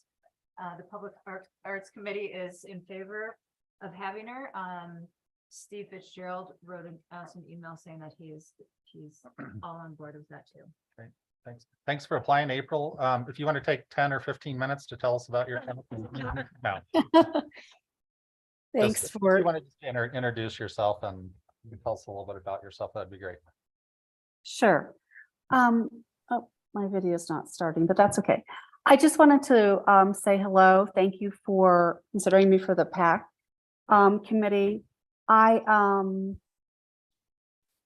very interested in the arts in the Fraser Valley and Fraser in particular, and would love to work towards the existing projects that we have, the mural festival and the fire and ice, and also contribute to expanding some of the offerings that we have in a way that would be uniquely Fraser, because I think that's what really draws people in. I have a lot of experience, about 30 years of experience in various volunteer organizations, and it's just what I love to do. Well, perfect. Wonderful. We appreciate you applying. Mhm. Board? Discussion or motions? I like boards to have an uneven number. And this would push them into an even number. April's not that far away. The month's not the person. Yeah, the month, not the person. I think the even number is important when you're voting on really timely critical issues, but this board seems to be more of a working board. So I personally am not concerned about even versus odd, I'm not either. because it's a tie vote isn't gonna be a standstill on any of their projects. And if she's all gung ho, she's gonna put even more work into fire and ice, and we love fire and ice, and it needs a little more work, so. And the mural festival and our sculpture program. Okay, Katie, I heard a motion in there somewhere. I'll make another motion. Thank you. I'm getting good at it. I'd like to appoint April Obermeyer to our Public Arts Committee with gratitude. Thank you. Is there a second? Second. Any further discussion? All in favor? Aye. Opposed? Okay. Great, congrats, April. We appreciate you volunteering. Next is resolution 2023-10-05. Offering. I think that's supposed to be authorizing. Authorizing, yes. Authorizing town manager to enter into a contract with American Ramp Company. Sarah, Thank you. see the season. W's, yeah. So we are looking for a determination from the Board of Trustees on how to move forward with a bike park for the Cousins Ranch open space Lions Pond area. The 2018 Fraser River Corridor Master Plan lays out a vision for that Cousins Ranch open space area. We've been working over the last couple of years to do Marianne's Loop Trail, which is just about completed. We have one segment left by Safeway, but the rest of the trail was completed by Skinny Traffic Trails in September. And just as of last week, we finally have bathrooms that have been set. So hopefully those will be up and functioning in the next couple of weeks here. When we visited the Lions Ponds on August 16th with the town, we did get direction to move forward with looking into a bike park and some pump track bike park trail features. Since that time, we've been talking with American Ramp Company. They are a company that specializes in bike parks. They specialize in asphalt pump tracks and various bike features. They've worked with a number of communities throughout Colorado. They recently built some really cool bike parks in Firestone and Berthoud, Colorado. The Berthoud one just opened up a couple weeks ago. So we've been talking with them. They seem like a really great fit. They seem to really excel with the community engagement process and just kind of using the community to build out the conceptual design. So they would come in person, they would meet with interested stakeholders, talk about different possibilities for the bike park, what sort of features people would like to see. They design an online survey that the community can then participate in, and then they would use that to build out a couple different concepts and possibilities for the bike park. We are looking to apply for a Great Outdoors Colorado grant in January to help fund the bike park. The range of price for the bike parks is quite wide, but I think we stand a good chance of obtaining GOCO funds if we have a well-presented grant application. And I think that community engagement and design piece would be really crucial in succeeding in getting those funds. So we see them as just a great asset to help build out that bike park and make sure we have the funding to pay for it.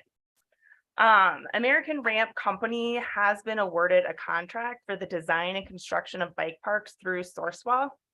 Sourcewell is a government entity that provides cooperative contract purchasing agreements on behalf of participating public agencies. So basically they have put out RFPs for a number of different projects, including a number of specialized projects like bike parks.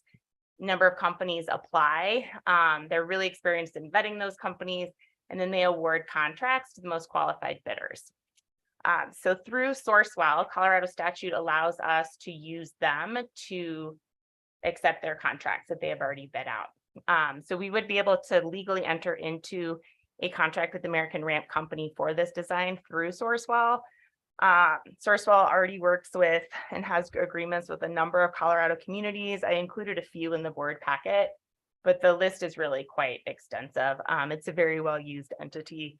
Paul Johnson has used Sourcewell in his previous places of employment, but it helps us expedite the timeline. It allows us to dedicate our time and resources to other aspects of this project versus putting out our own RFP.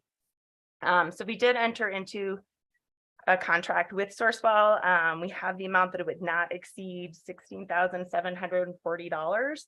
That would include the community engagement pieces, the site reviews, the design revisions, cost estimates, and material quantity takeoffs. It looks like our price would probably actually be about $2,000 less than that. The $2,000 includes a topographic map that I believe we're actually able to provide them. Alternatively, we could not work through Sourcewell to sign a contract with American Ramp Company, and we could put out a separate RFP and see who's interested in working on this. That would make it a lot more difficult to apply for that GOCO grant in January. It just really crunches the timeline, whereas American Ramp Company is ready to go. They could start on this community engagement process and get it going now, especially with the holidays coming up. January feels further out than I think it really is for something like this, and we want to be able to put together a solid application. So our recommendation from the staff would be to go this route. We've spoken with Scott Levine at the Rec Center. He's very supportive of the project and has no reservations about working with American Ramp Company. We've also talked with Skinny Traffic Trails. Elliot Leslie is here with us today as well. He's been doing Mary Ann's Trail for us, but they've actually expressed a lot of interest in working with American Ramp Company and collaborating with them on this project as local trail builders. So I think that would be a great asset to the project as well. And if you'd like, I'm happy to pull up a couple of the different renderings that they've done for other Colorado communities, or to answer any questions you might have. Questions, comments?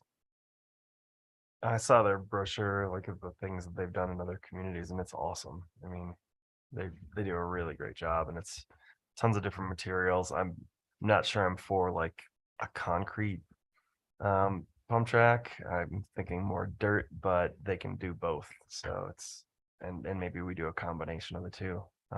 But I think having them on board is a great call.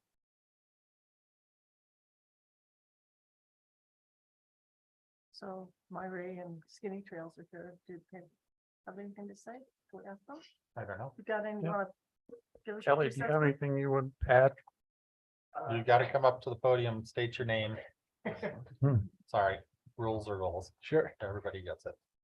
So my name is Elliot Leslie. I'm a co-owner of Skinny Traffic Trails, and we've been working with the town since 2018 on a number of different projects. And so I don't have anything more really than what Sarah said. I haven't personally worked with American Ramp Company, but I did attend the site meeting when one of their representatives was here. And I agree that I've never heard anything negative about them at all, like being in the industry for 6 or 7 years now. And it seems like a really great opportunity for the town just to have a resource like this. And I moved here in 2012, mainly for the mountain biking. This was long before I knew I'd have a trail building business. And it's just something I've always wanted to see happen. I think that I'm not familiar with Sourcewell in particular, but it seems like a really streamlined way to get things done. And I don't get the impression that ARC is going to come in and try to oversell themselves. It seems like they're pretty receptive to starting from figuring out what the community wants and then going from there, and not coming in to be like, oh, we're going to build the biggest bike park in the world. So it seems to me that everything that I've seen that they've done has been super high quality, and I look forward to being able to assist in the project however possible. Awesome. Thanks. Great. Thanks, Ellen. Yeah, if I could, I'll show you one of their designs, and I meant to mention that. If I can get this to work, that I did talk to Granby. They designed Granby Skate Park, and they had a good experience working with them. And I also talked to Firestone and Berthoud, and they had very positive things to say about the experience. Hi, Myra Sullivan with Headwaters Trails Alliance. I am not familiar with those guys, but I can tell you when it comes to bike parks, that is one of the fastest growing niches going on in the trail world. It's definitely the hot thing for municipalities to be adding. Of the resort communities in this main Colorado corridor, we're one of the few communities that doesn't have a bike park. I can tell you that the town of Frisco just added a huge bike park to their Frisco Adventure Park area. And there's been a lot of stoke about that on all of the mountain biking pages across the state. The town of Eagle also has a bike park that they're actually looking to expand because their existing bike park can't accommodate. I've been really involved with the high school mountain bike team over the years, where there's always been an annual race in Eagle. And I can tell you it's been pretty hard for us to keep the team off of the bike park so that they don't break themselves before the race. So that's kind of exciting. Brian, to address your comment about a dirt versus a paved. Anytime you have a bike park, it's a lot of maintenance. When it's primarily dirt, it's even more maintenance, and it requires a certain level of skill for sure to be able to properly maintain those in a way that's going to create the greatest safety for the people that are participating in that. There has been very much a movement, even in us nature communities, to really switch the pump tracks and the bike parks where the pump tracks in particular, more to paved than maintaining them as dirt, just because it's one less thing to maintain. When you look at the bike park itself, there's even a shift within some of the components and features within a bike park to go from being dirt to being more the type of materials that ARC has, which is steel framing with either wood planking or faux wood planking. The faux wood planking isn't quite as desirable because it's more challenging and actually more slippery for the people that are utilizing that. So I think it'll be great. You know, we've had a lot of people reach out to us over the years asking when we're going to do a bike park. Come on, HTA, get on it. Our plate's been pretty full trying to bring our trail system up to par. I think we've been doing pretty okay with that, and we just haven't been able to tackle that, and hasn't been high on our priority list because it's not really in our bailiwick, I guess. So we'd love to see it in our community. Thanks, Mary. Anybody else from the audience? Come here first. Anybody online want to add anything?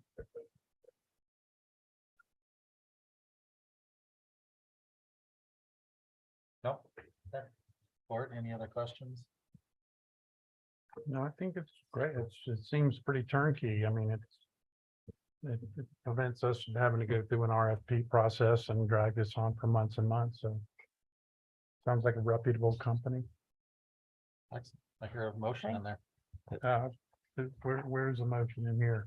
It's E. It's your, yep. There's a resolution. While you're looking for it, I'd like to give props to the staff, town staff, for moving so fast on this. Yeah. Like Kudos. Yeah.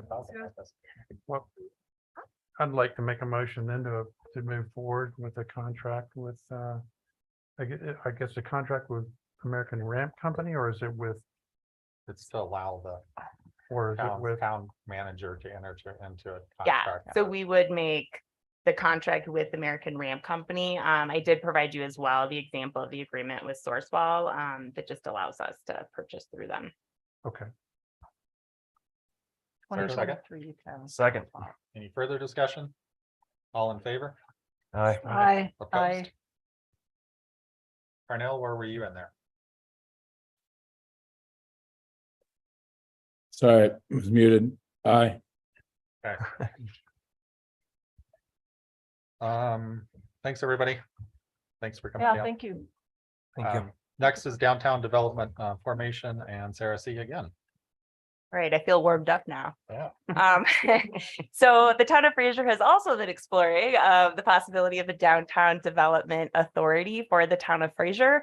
We have been partnering with Downtown Colorado Incorporated and working with Bill Schrum as a consultant on this to help us learn more about how downtown development authorities work, what tax increment financing is, and how they might be applied in Fraser.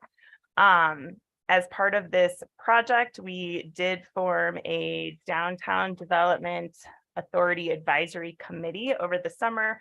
That committee met 4 times. It was chaired by Katie Souls. We had a number of different community members that were part of that community. We also had a number of stakeholders that participated in those meetings. We had participation from the school district, from the rec district, Fire district. the fire district, I think came to every meeting. The county assessor came once. So it really was a great group. They provided a lot of input, a lot of lively discussion. We had a presentation by Bill in one of those meetings. We also had a presentation from Troy Bernberg regarding some of the financial considerations. And that committee did, I have too many pieces of paper. At their last meeting, they did make a recommendation to the board that you do move forward with a ballot initiative to form a downtown development authority.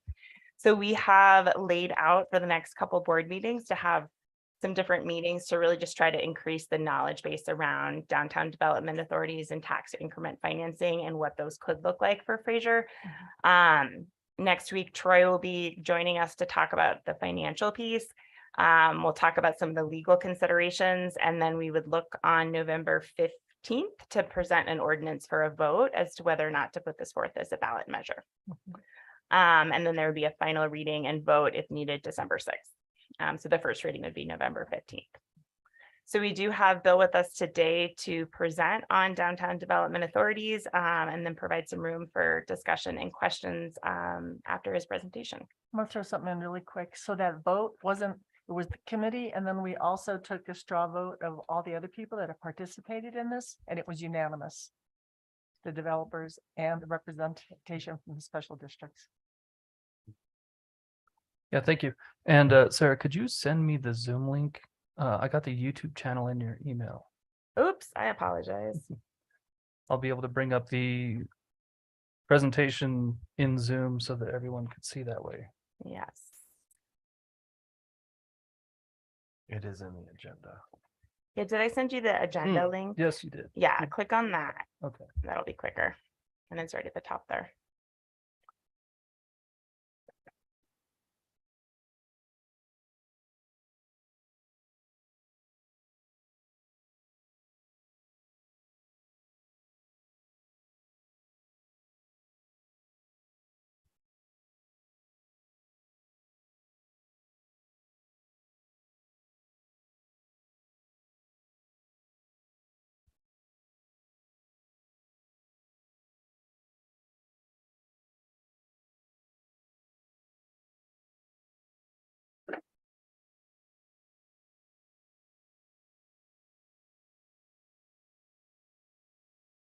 That working for you? Yeah, it looks like it. And I need to leave my computer microphone off so there's no feedback and all that. Okay.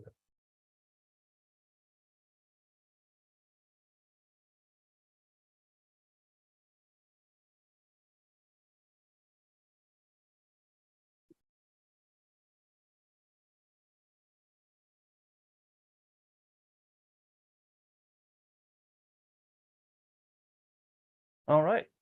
Looks good. Thank you for your patience there. And Board of Trustees, thank you for having me here today. My name is Bill Schraub. I'm with Downtown Colorado Inc., as Sarah had said. We are a 41 plus year old going on our 42nd birthday nonprofit organization started here in Colorado to support downtowns throughout Colorado, but only in Colorado. So that is our focus, and it makes sense with our name being what it is. But what that means in particular is that we have a specialty when it comes to urban renewal authorities, downtown development authorities, and business improvement districts. There's not necessarily a trade association for those quasi-governmental boards, but if there was, we would probably be it. We have monthly calls with directors from around the state. We provide resources for them, chances to do education and trainings, things like tax increment financing, some of the legal issues going on. We've also been very successful, especially in the past legislative year, advocating for DDAs and URAs and BIDs through the state legislature, helping a couple new bills pass this past year. One to help extend the lifetime of a DDA, and the other to allow for retail liquor license, a gallery license type license to apply to retail stores during events. So that's what we do. And working with communities like, oh, that is me, and working with communities like yourself is really sort of playing to our specialty.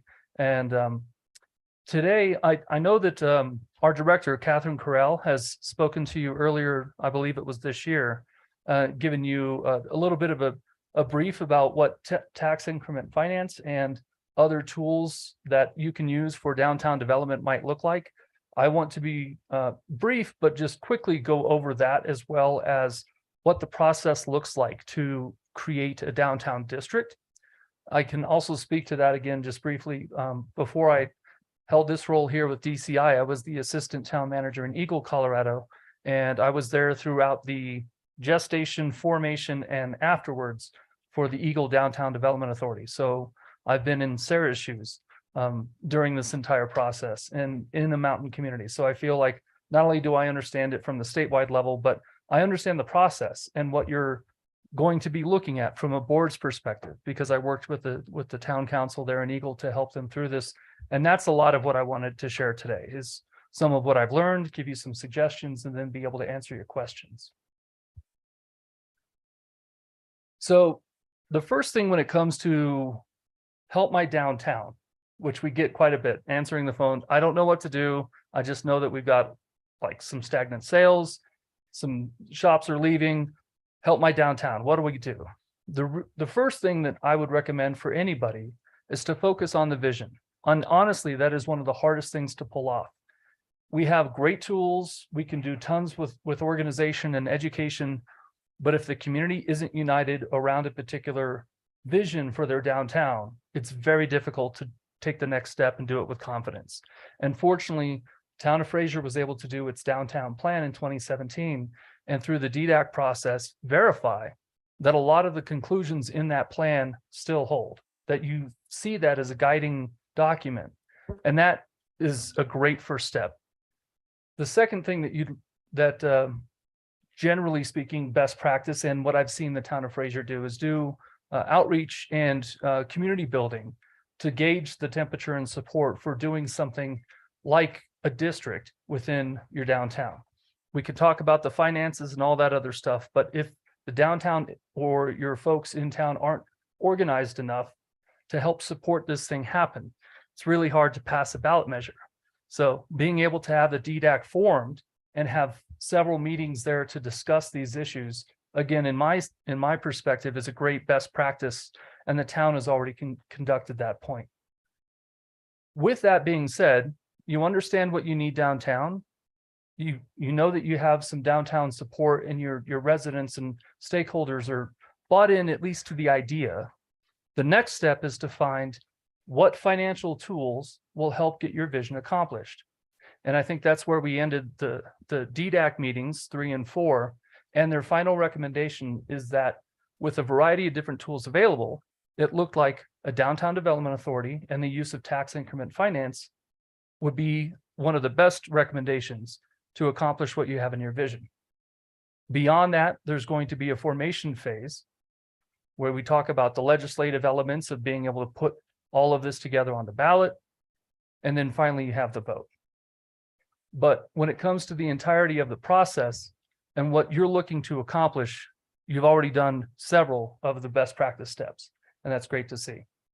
These particular goals are what were highlighted in that vision in your downtown plan. And these are all things that would be qualified for funding and financial support through tax increment finance program.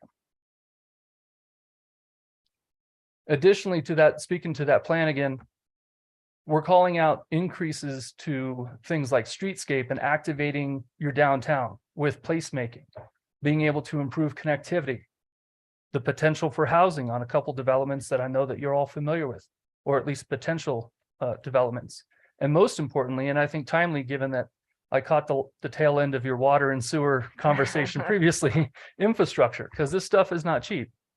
And the secret with tax increment finance is that any improvements from the baseline that happen because of development, especially to spur additional development, the difference in that funding is what is captured and spent within the district. That improves infrastructure like water. That improves infrastructure like additional sidewalks or parking lots or amenities that the town would normally be on the hook to provide if you're trying to create places in your downtown that people want to visit.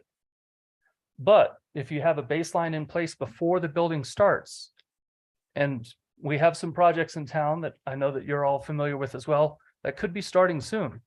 If the baseline is set prior to that development going vertical, or the improvements being made to the properties, that's what generates the increment for you. And you have the opportunity to do that pretty quickly.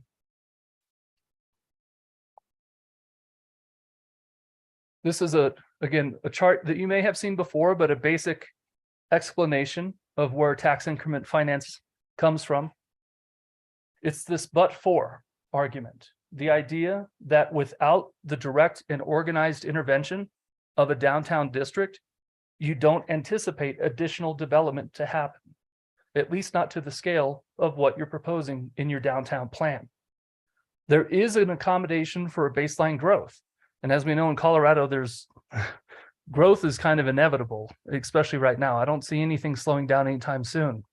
When the baseline is set, there is incremental growth that continues to be shared with the rest of the taxing districts that are currently collecting property tax within the district. So there is accommodations for that. But above and beyond and directly related to the intentions of development and improvement of the area of the district, that is the difference that you see with the striped lines. And the reinvestment of that money for the particular items in your plan of development to improve the things that you mentioned that you want to see is what creating a TIF district is all about.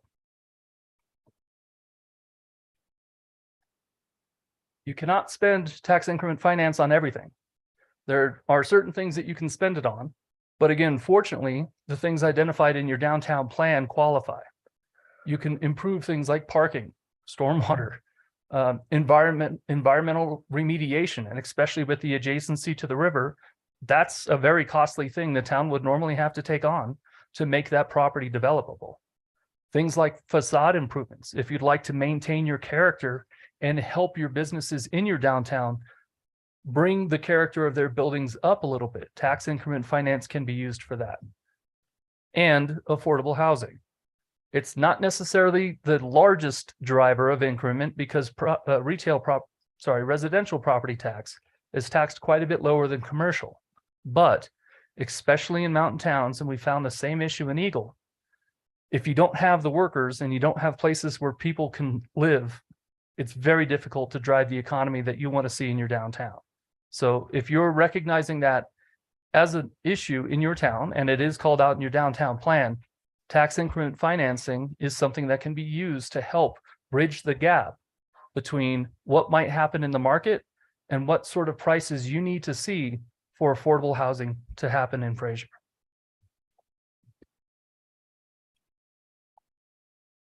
I mentioned that there's several organizations or district formation types that DCI has worked with, and these are the three most common in Colorado. Downtown development authorities and urban renewal authorities are the only two that are able to use tax increment financing.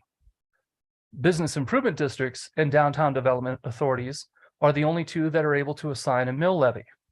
So downtown development authorities are kind of the Swiss Army knife of all of the three.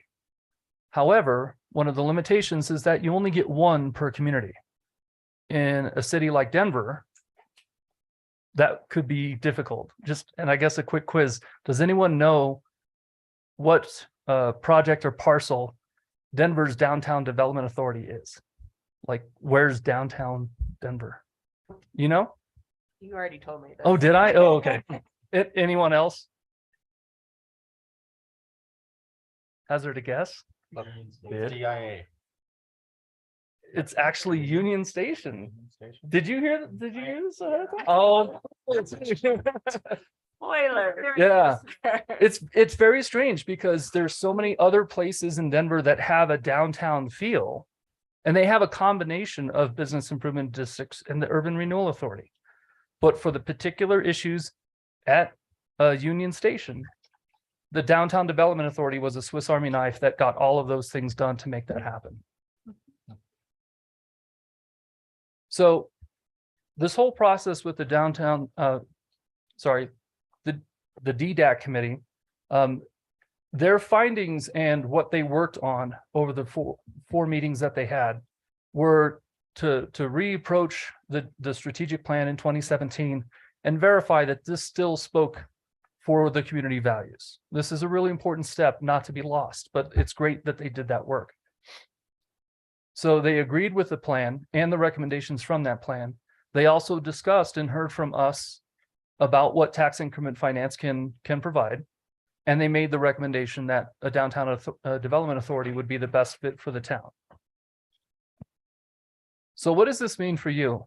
And especially with a potentially shortened window, if the ballot language was to be set in place for an April general election here in the town.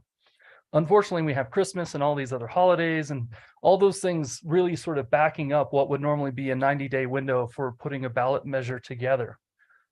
But the ballot language really is the long tent pole in this process. You need to be sure that you have that in place 90 days before the coordinated, municipal election.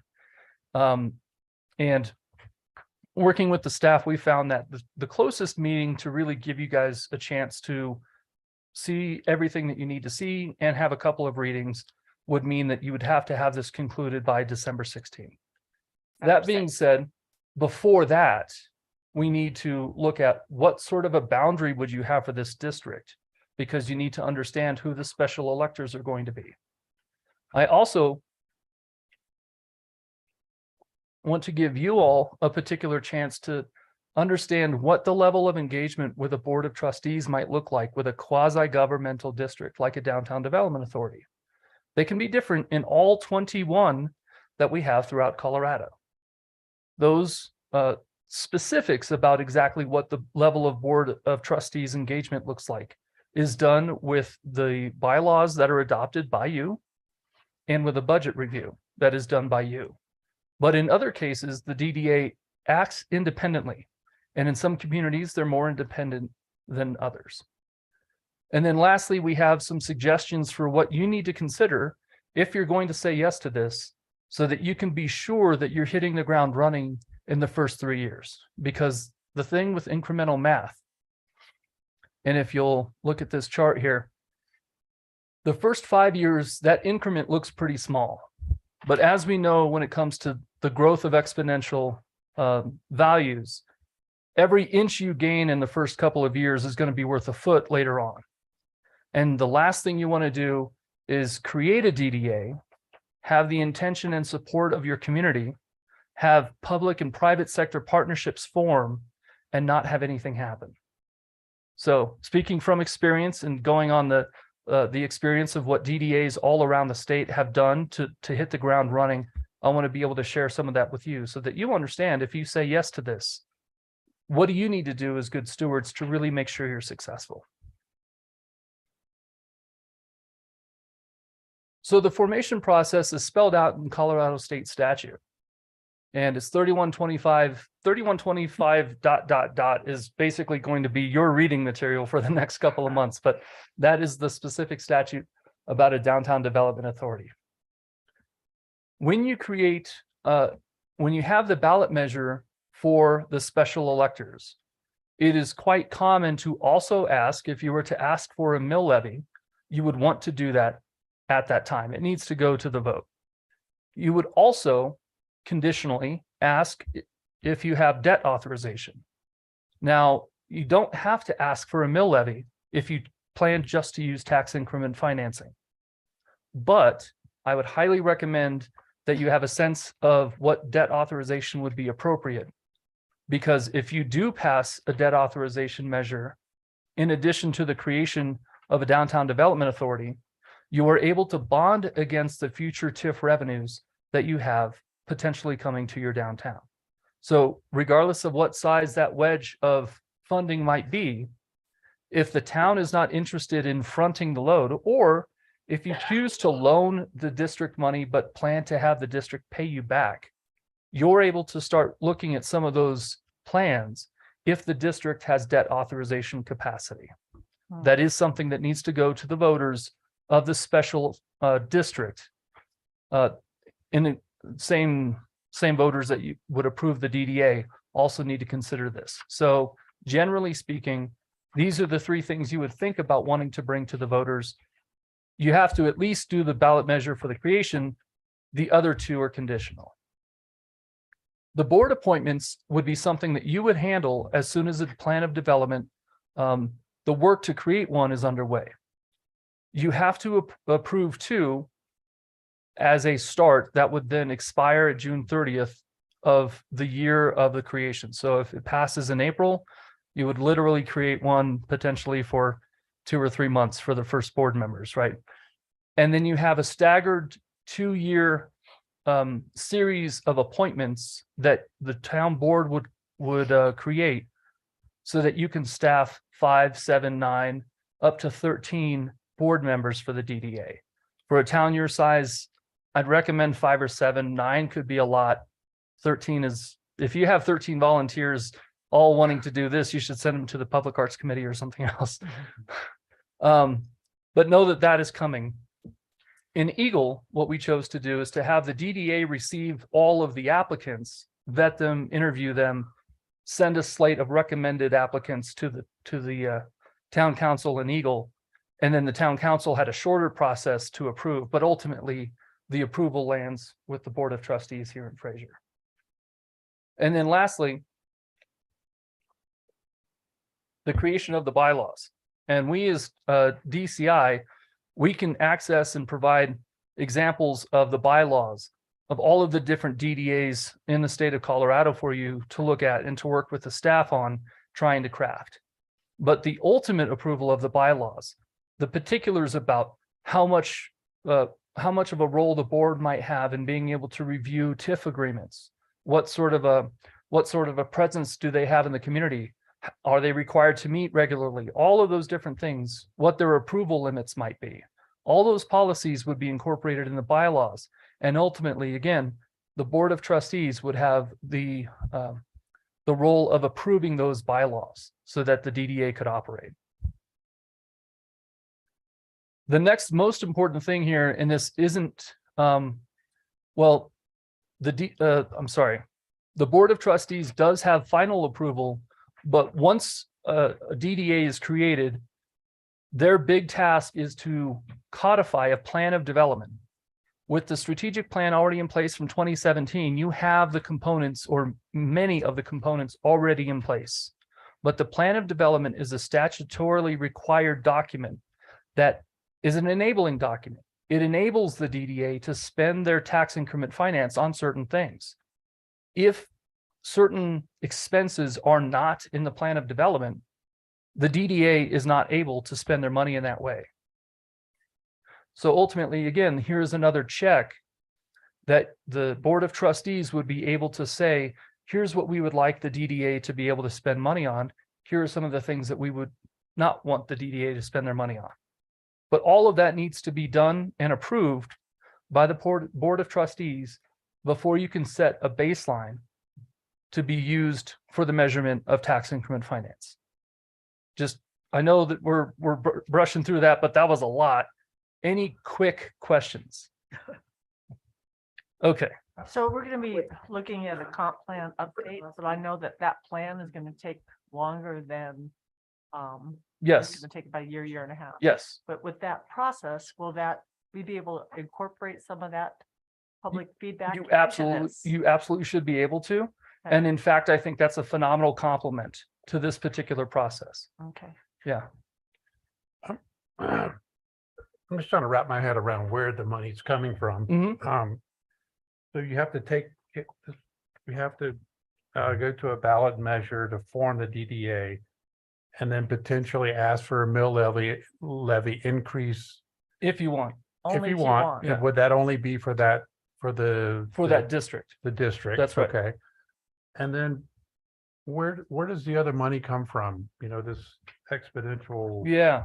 thing you're showing, is that the incremental tax Yes. revenues over that period of time? Once- And how does that money spent? Or Yeah. how Takes. how do we takes a recoup that while money to and figure it how out. we spend it? Yeah.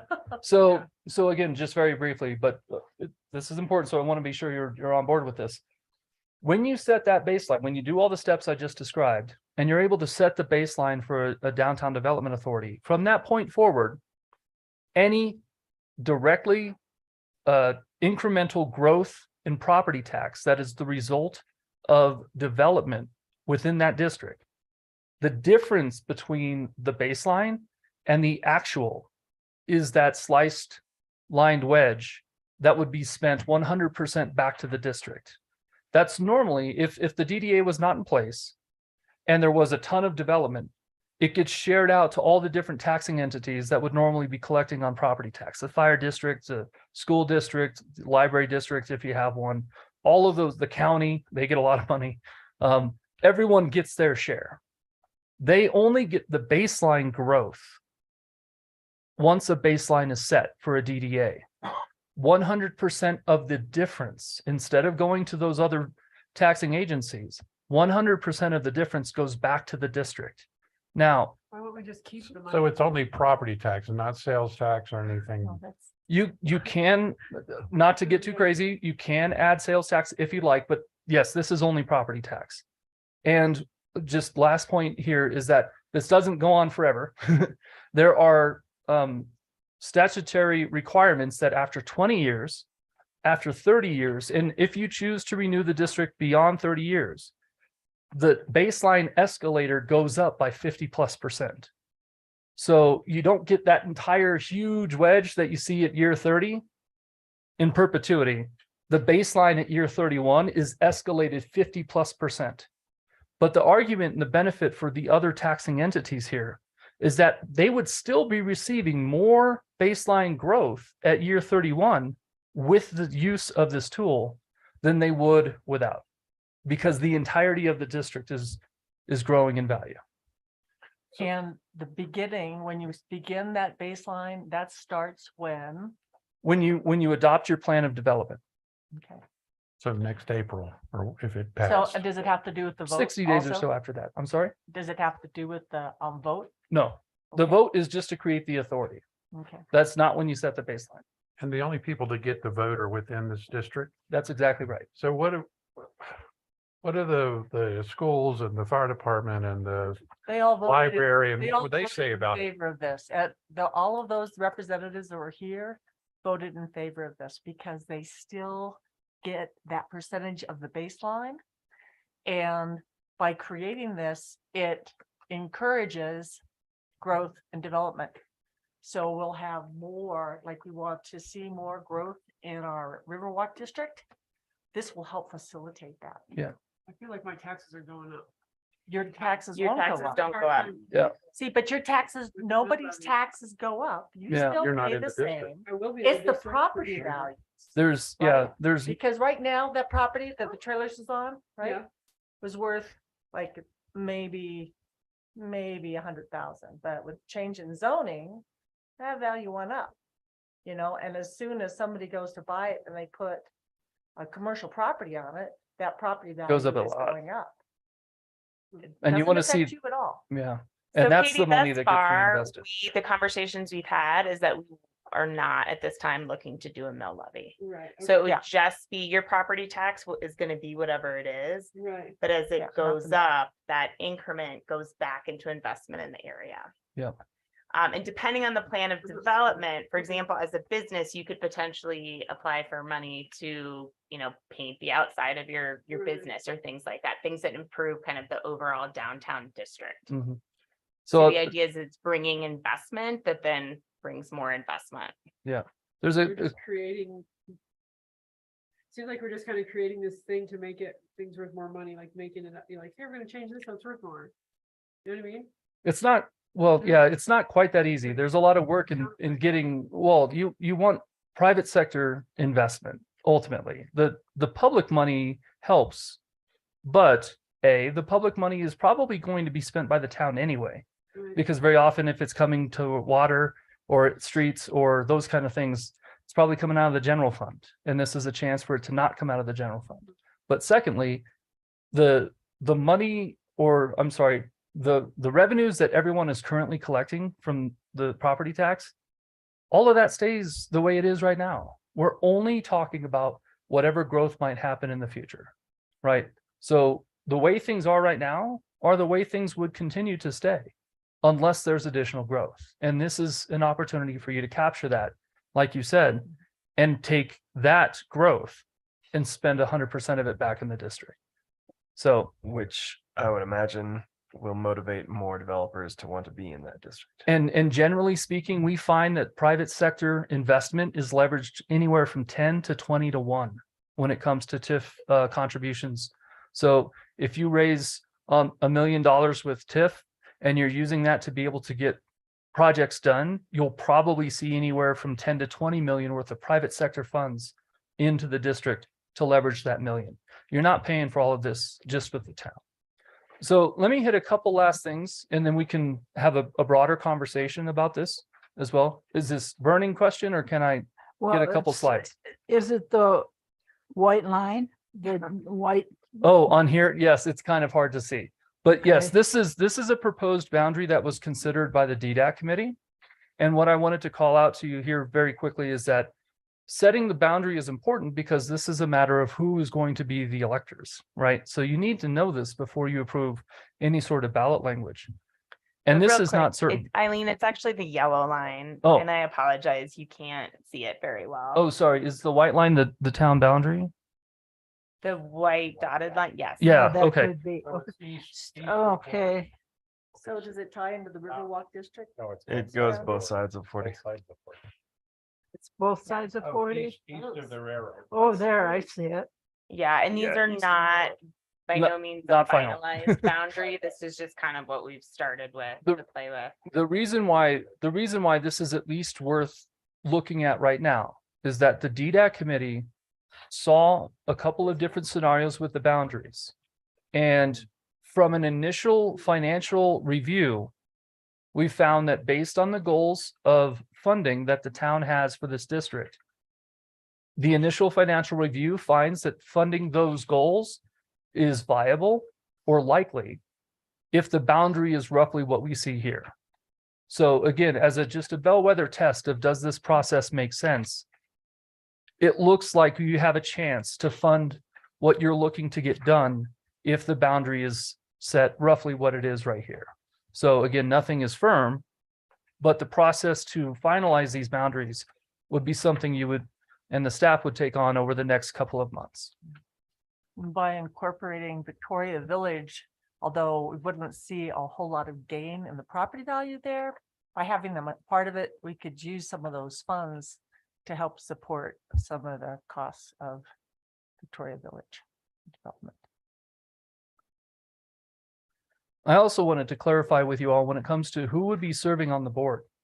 When it comes to a DDA board, you can customize exactly who sits on the board with your bylaws. But generally speaking, and by statute, more than half need to be of the district. So I'm a fan of taxation with representation.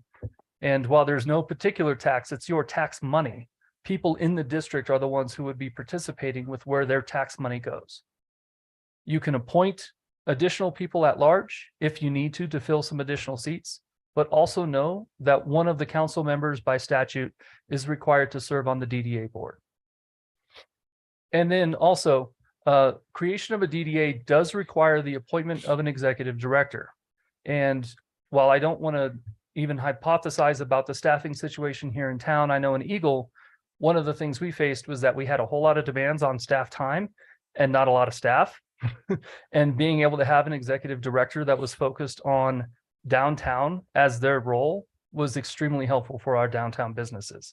That's one of the things that is a benefit, I feel, from a downtown development authority, providing some organization, leadership, and representation, someone who the businesses can work with, especially if you have a lot of small businesses that are busy running their business. They can have someone who's in their corner helping them out in the downtown. And then lastly, some things to consider as well for you all is that as a best practice going through this process, you want to start the discussion about the contents of the plan of development so that you have a sense, while it's not certain, you have a sense of what you're going to accomplish if this ballot measure is brought forward. If you're going into it blind and you want to try and sort it out afterwards, it's very confusing for the voters. Secondly, 50+1 of the board, I mentioned this, the real property or lease interest in the district. The board members cannot vote on anything where they may have a direct financial interest. That's also an issue that you might see in a small town, that obviously you have board members or interested parties who have businesses and have other, real estate concerns within the district. They can participate on the board, but they cannot vote by statute on anything that might have a direct interest. The same conflict of interest rules apply to them as they would to you as the Board of Trustees.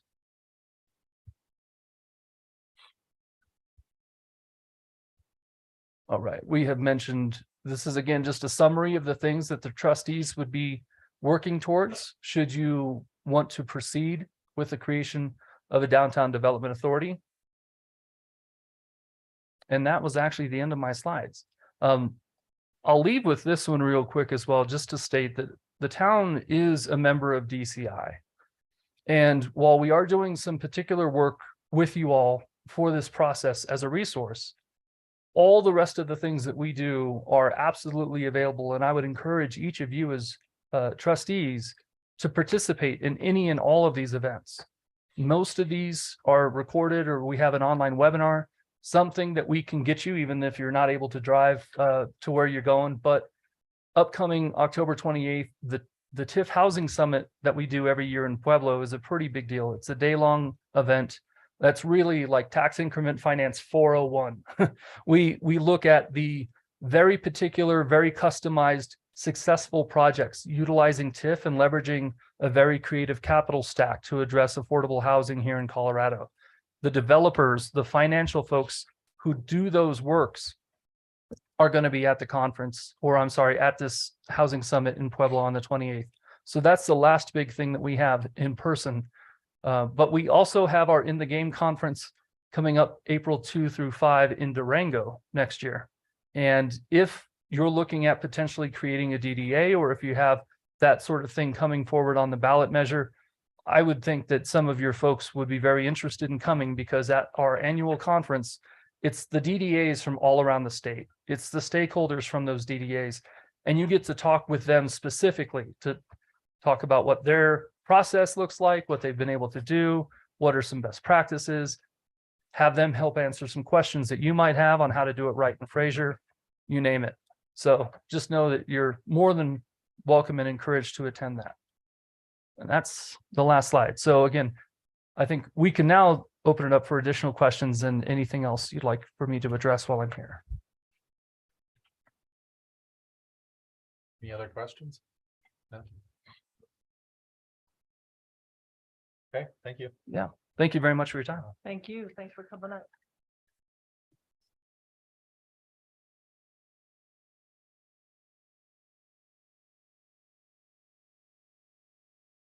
Okay, is everybody okay to keep going on here?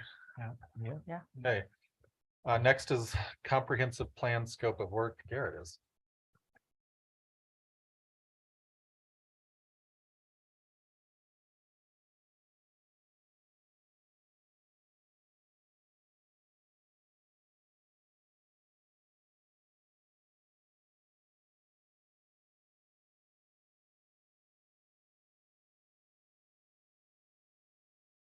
Alrighty, I have printouts of this presentation as well as the memo that was in the packet. Anyone? Cool, thanks.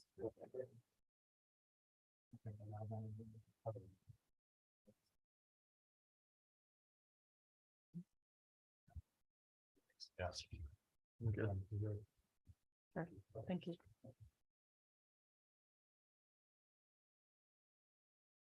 Okay, Mayor Vanderneel and trustees, thank you for your time and attention. I know we're getting into the wee hours of the evening here, so I will try to keep this brief but as informative as possible. I'm here this evening just to talk about the potential proposed scope of work to an update to the town's comprehensive plan for you all to review, discuss, and provide input. Before we dive in, I first wanted to talk about what is a comprehensive plan, what is its purpose. So it outlines the vision for a community and defines goals and concrete action items to improve quality of life. So it's an aspirational document, but it's also meant to be an actionable document.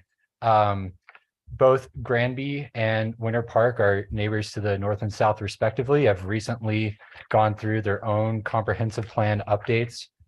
Granby just completed theirs earlier this year.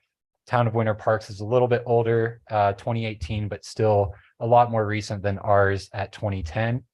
So just to give you a very brief highlight of a couple of different plan elements, the image on the right is from Granby's comprehensive plan, and that is a illustrative conceptual plan for a proposed gateway district near the city market there in Granby. So, you know, help provide a conceptual land use plan for a specific site.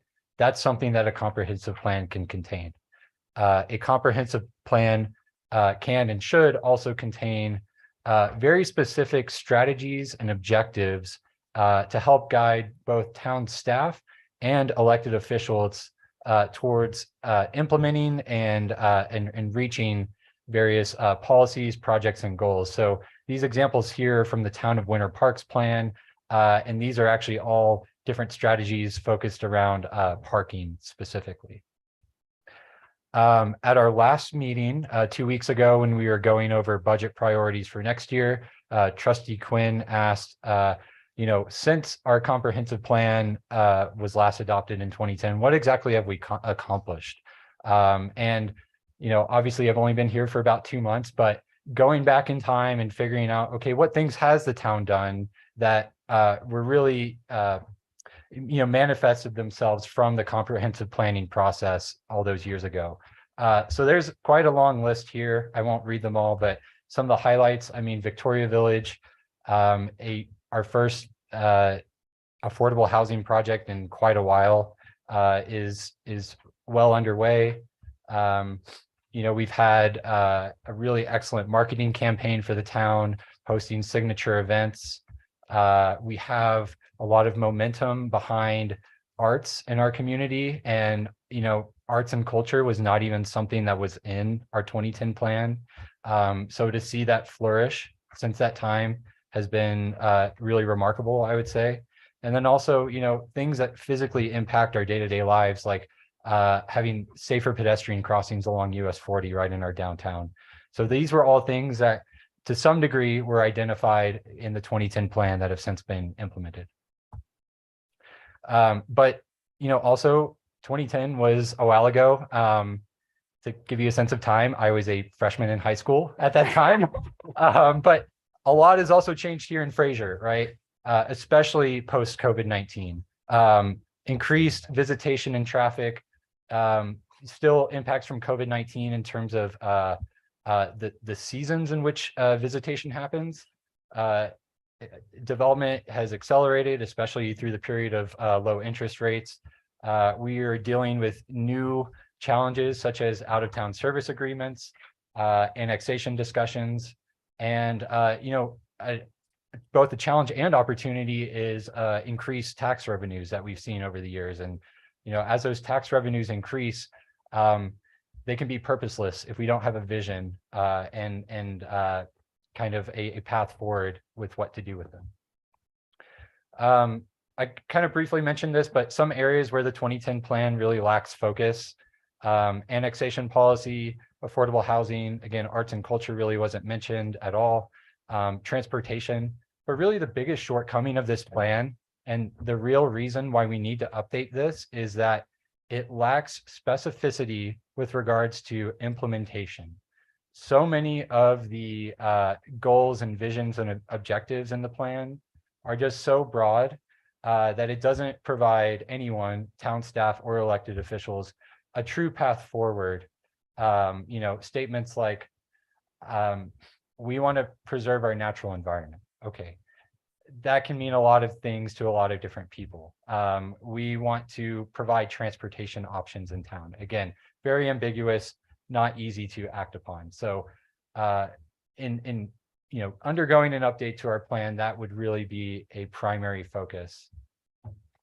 The memo that's contained in the packet and that I passed out to everyone goes over various items in the proposed scope of work. The way it's broken down is there are various plan elements contained within this document.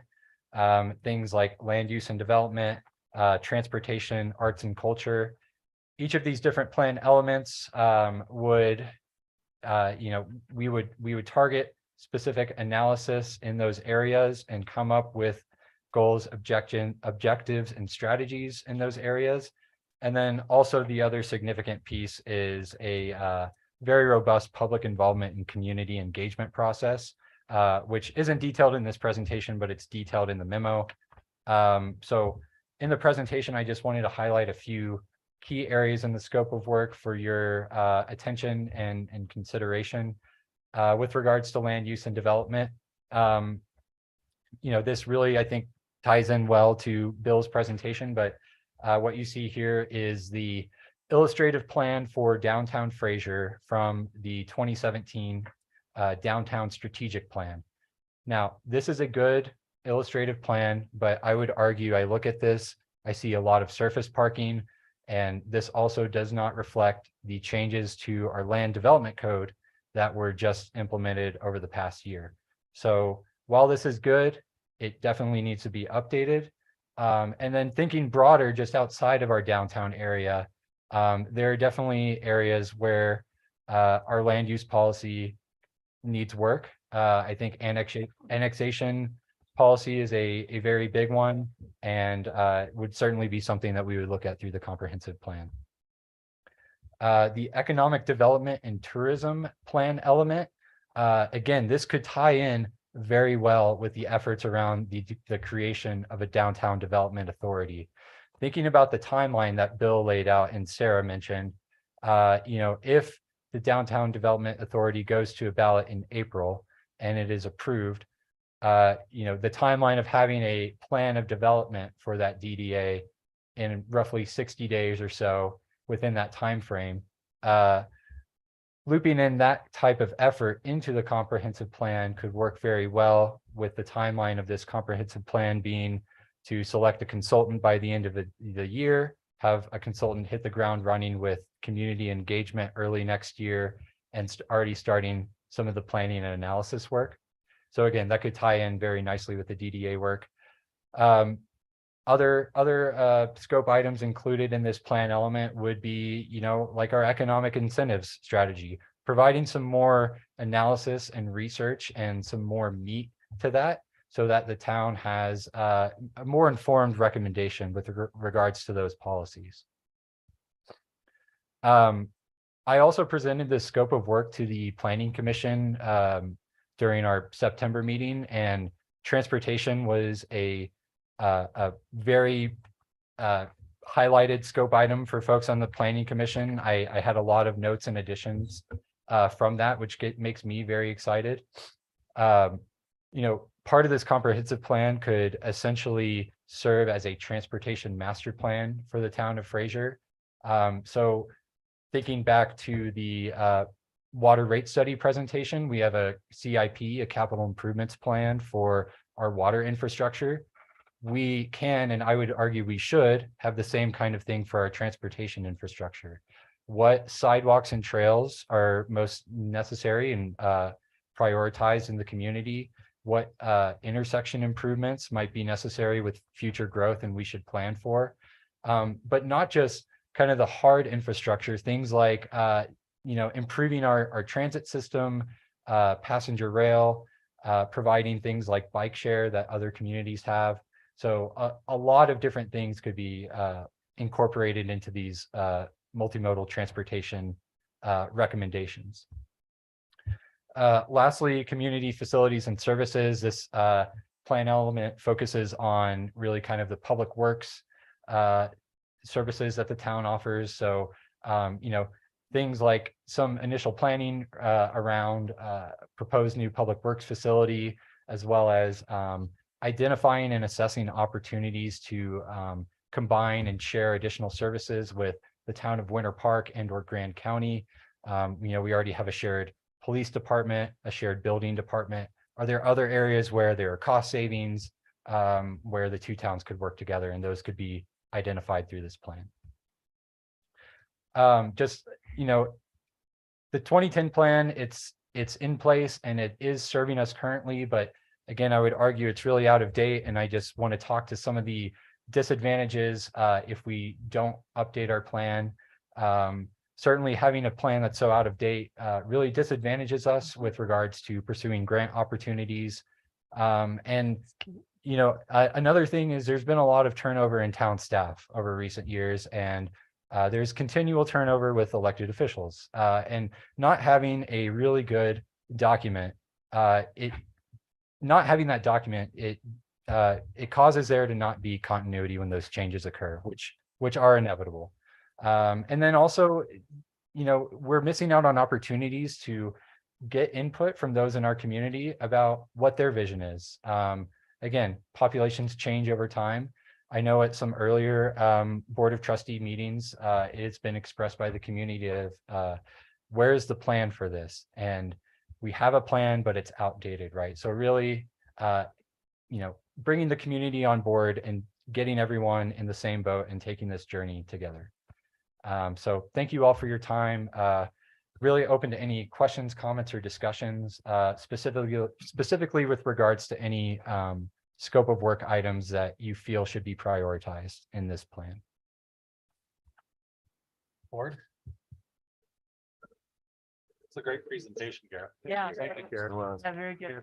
I think this is great. It's essential that we do it. I'm just wondering what happened to the 2010 plan? Was anyone around? Did it just get put on a shelf or did it You get should have a revisited? copy of it. You should have a copy. Didn't they give you a copy of it when you got it? I don't think we have a copy. I don't, You didn't get a copy? Uh-oh. I don't think I've ever seen it. I think Jeff was the one that handed it Yeah. out. But, Anyway, but is there I saw it. and they're online. I always do board first. but is there a process where we look at it every 6 months, a year? I mean, if it's this great plan that was put on the shelf back in 2010 and nobody's seen, that's just a waste of I time. refer to mine all the time. I bet you do. If you didn't. Well, just Brian look at hadn't got pictures. one. I haven't seen it. Katie, I don't know who else, but it seems like it's just one of those documents that gets, put together and then put on the shelf and no one refers to it and no one updates it. It seems like it's got to be a more, living, breathing document if we're going to create it. Yeah. I do agree with Lewis on that. Yeah, it's something that the board should look at every year and update least, as needed. yeah. It's a guiding document. It should be. Right. And Yeah. I do refer to it. So. And Procedure. No. If we do it before I we're don't ready to make put it any moves, together. it's just gonna get outdated again. You know what I Yeah. mean? And I guess if I could just speak to that, certainly I, as a town planner, am here presenting this to you, but to speak a little bit more broadly about this process, we would put out an RFP, receive proposals from consultants to really take the lead on this process. But at the end of the day, this comprehensive plan would be owned by the entire town staff and the elected officials, for that matter. So I think at the conclusion of the planning process, and once the plan is adopted, there really has to be some ownership from all parties involved to look at it at least annually, use it as a guiding document. At the end of the year, check back in, what goals have we accomplished, use it in our budgeting process to help figure out what our budgeting priorities are. So we also kind of just need to have a new document to have that shift in ownership. It's kind of hard to do that now with a plan that's so out of date, I would also So argue. who is the owner of the document then, and who makes sure that it gets looked at and revised periodically? I would say as town planning, it would be planning and zoning's responsibility is the town's comprehensive plan. But other department heads, public works, obviously the town manager would be involved in those annual reviews and check-ins, if that makes sense, to make Yep. sure we're on progress. Who put the 2010 plan together? Did they hire consultants for that, or was it Yeah. just done? We did. Yes. It's a big process. Yeah. Which is a lot of information. $50,000. Oh, it's great. I mean, $50,000. You budget like $150,000 for this. Budgeted, yeah. Yeah. I'm just wondering Yeah. if it's something that we could do. I don't know. Oh, my God, no. Our staff was so overwhelmed. Okay, anybody in the audience here have any input on this? Okay, no, we got one hand up, Joe L. Well, Joe? Hi, how you doing tonight? I hope everybody's doing well. It was a great presentation. I appreciate the organization there. I'll just say, to answer the last topic of discussion there, in my experience across the country, most communities update these every 10 years. And occasionally when there is some sort of change with land going on or the expectation for development in an area, they'll do what is sometimes called a small area plan and put it in as an amendment to the comp plan. And so that's just generally what I see. But my question is, if you have land that is rolling off of a restriction, or its zoning is expiring, is no longer going to be effective during that cycle, Is the town free to, make other plans for it in the comp plan long term? I would say potentially. I don't know specifically what you might be speaking to, I guess, but I could hazard a guess, but I won't speak to it any further, I would guess. say it's a guiding document. Yeah, It's a guiding document.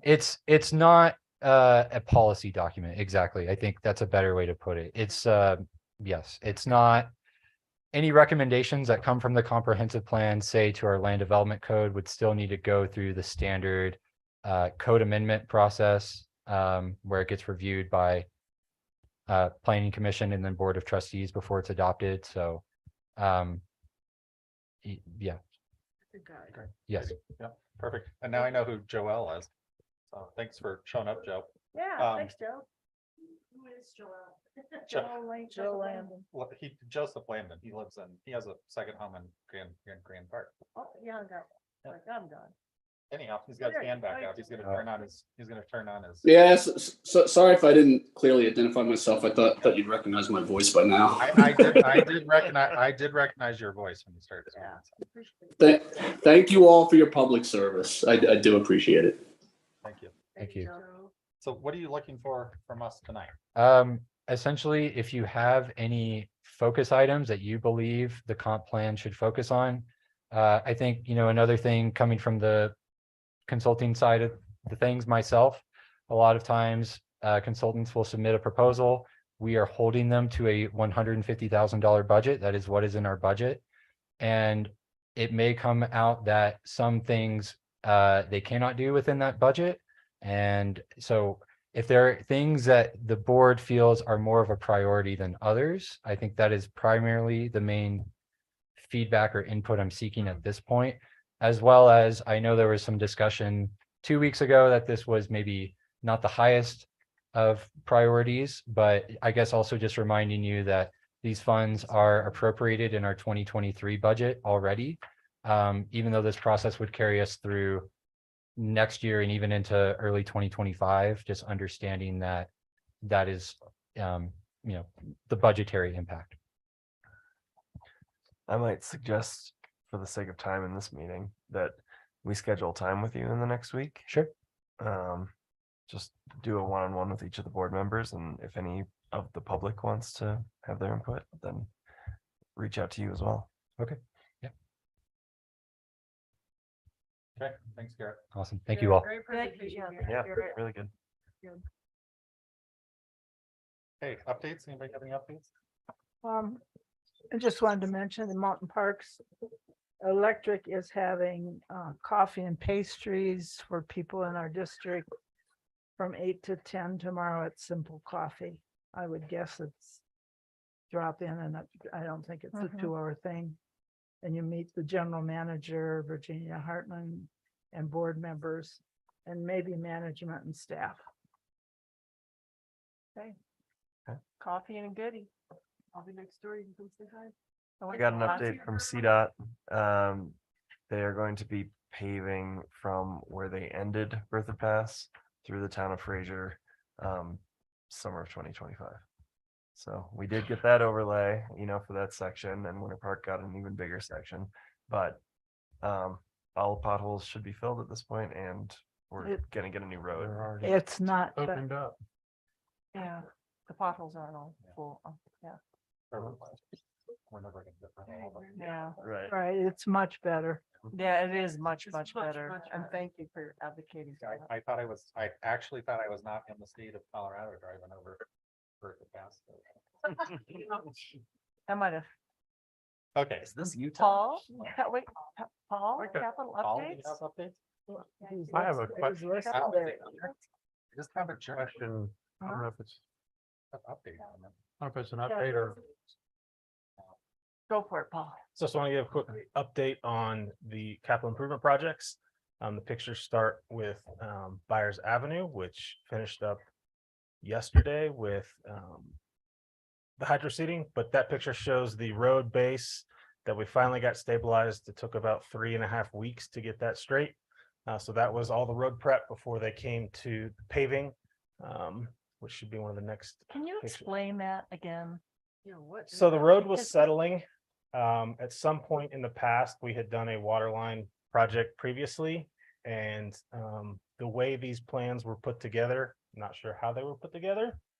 In my opinion, there was a step that was skipped as far as subsurface exploration to figure out what was going on. So we had no idea that the road had geofabric stabilization put in it. And with this year's high water table and water content, we couldn't get the road stabilized. Huh. So we ended up putting GeoGrid, which is the next step up from geofabric, all the way down the entire trench, and then some soft spots that were near those V pans. And unfortunately, even that settled when we pre-rolled it. So we had to take that out, dig out another 2 feet of material, put it back in. So hopefully we never have to touch this while I'm still working here, because it will be a nightmare to if we were to have to replace something in here, we would have to cut the GeoGrid, lay new GeoGrid, and they have to sew it together so that it holds together. So hopefully we have a good product. And then the last picture for buyers shows the hydro seeding that went in yesterday. So they went and hydro seeded everything. Hopefully it'll hold and they'll get some nice growth there. I know 2 of the trustees are happy for us to be out of there. And we are hopefully don't bother you anytime soon. Then moving to Lions Pond, the long delayed bathroom made its appearance last Wednesday. Unfortunately, the crane broke down on Floyd Hill. And so the building sat until Friday, but there's the building sitting on the foundation that was taken yesterday. And then if you scroll down, that is our crew trying to prep this. Friday, the crane showed up. They didn't bring the right equipment. So our crews were here till 10 o'clock Friday night, waiting for them to pull this bathroom off of the truck that sat for 3 days. And it is now in place. The crew is putting down all the insulation so we don't freeze anything. And so they're lifting it and trying to set it in place. This is about 9:30 at night last Friday. Oh, God. So 4 of our crew stayed.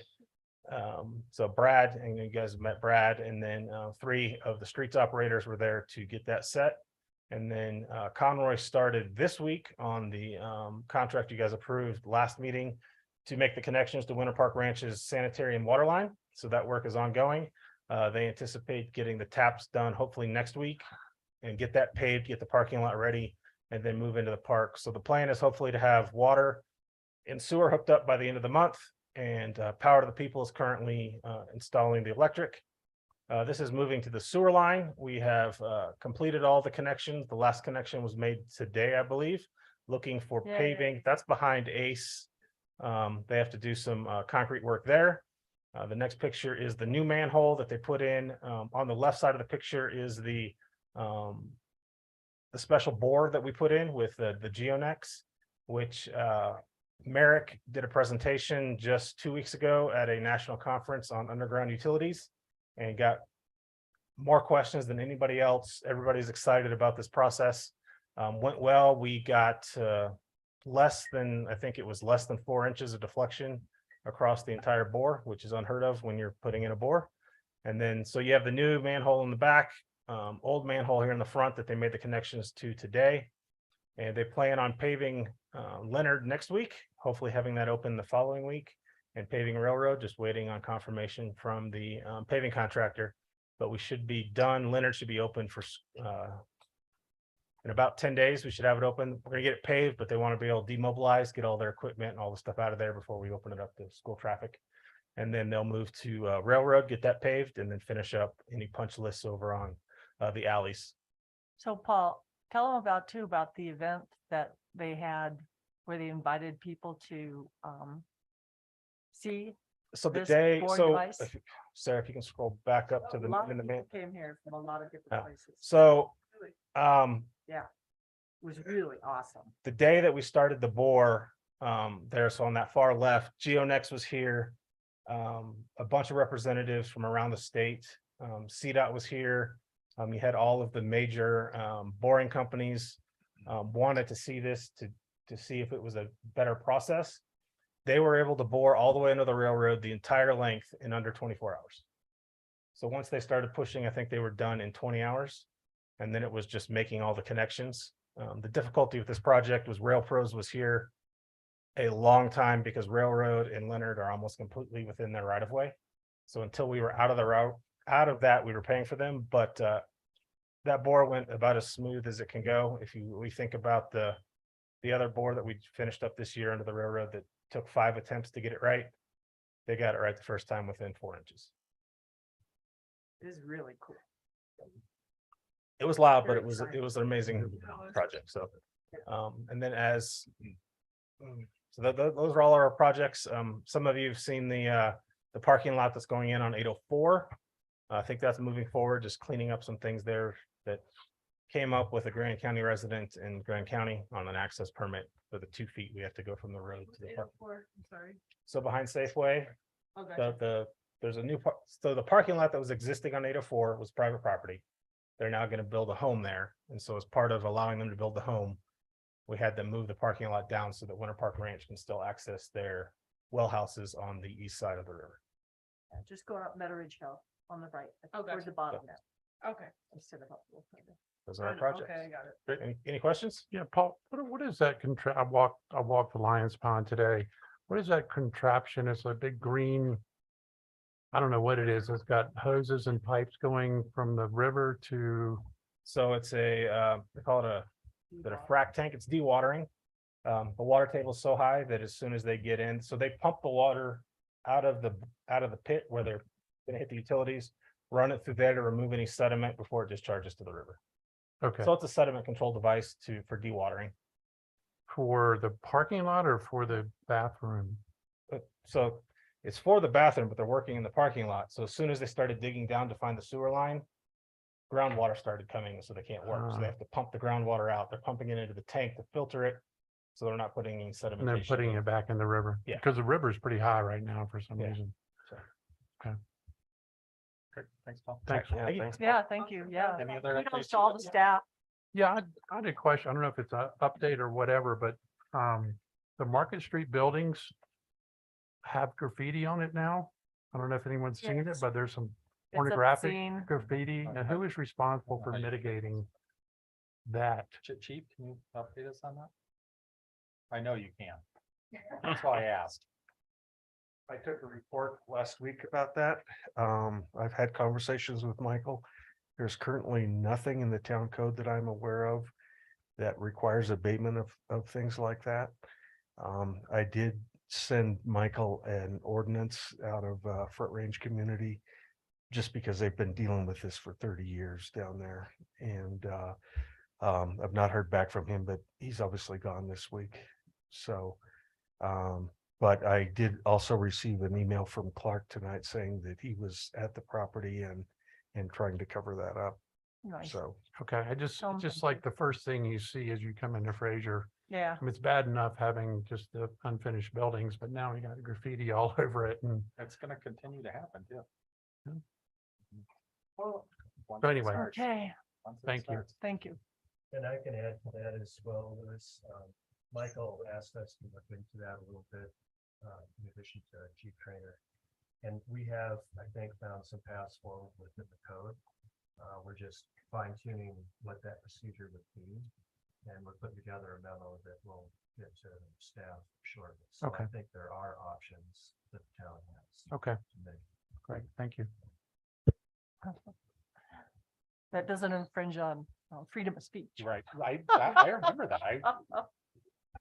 The Jensens, you can make people take down that type of graffiti when it's pornographic like that, but you can't make them take down any other. Okay. Anybody else? Move to adjourn. Second. Any further discussion? All in favor? Aye. Okay. Thank you, staff, for all your hard work.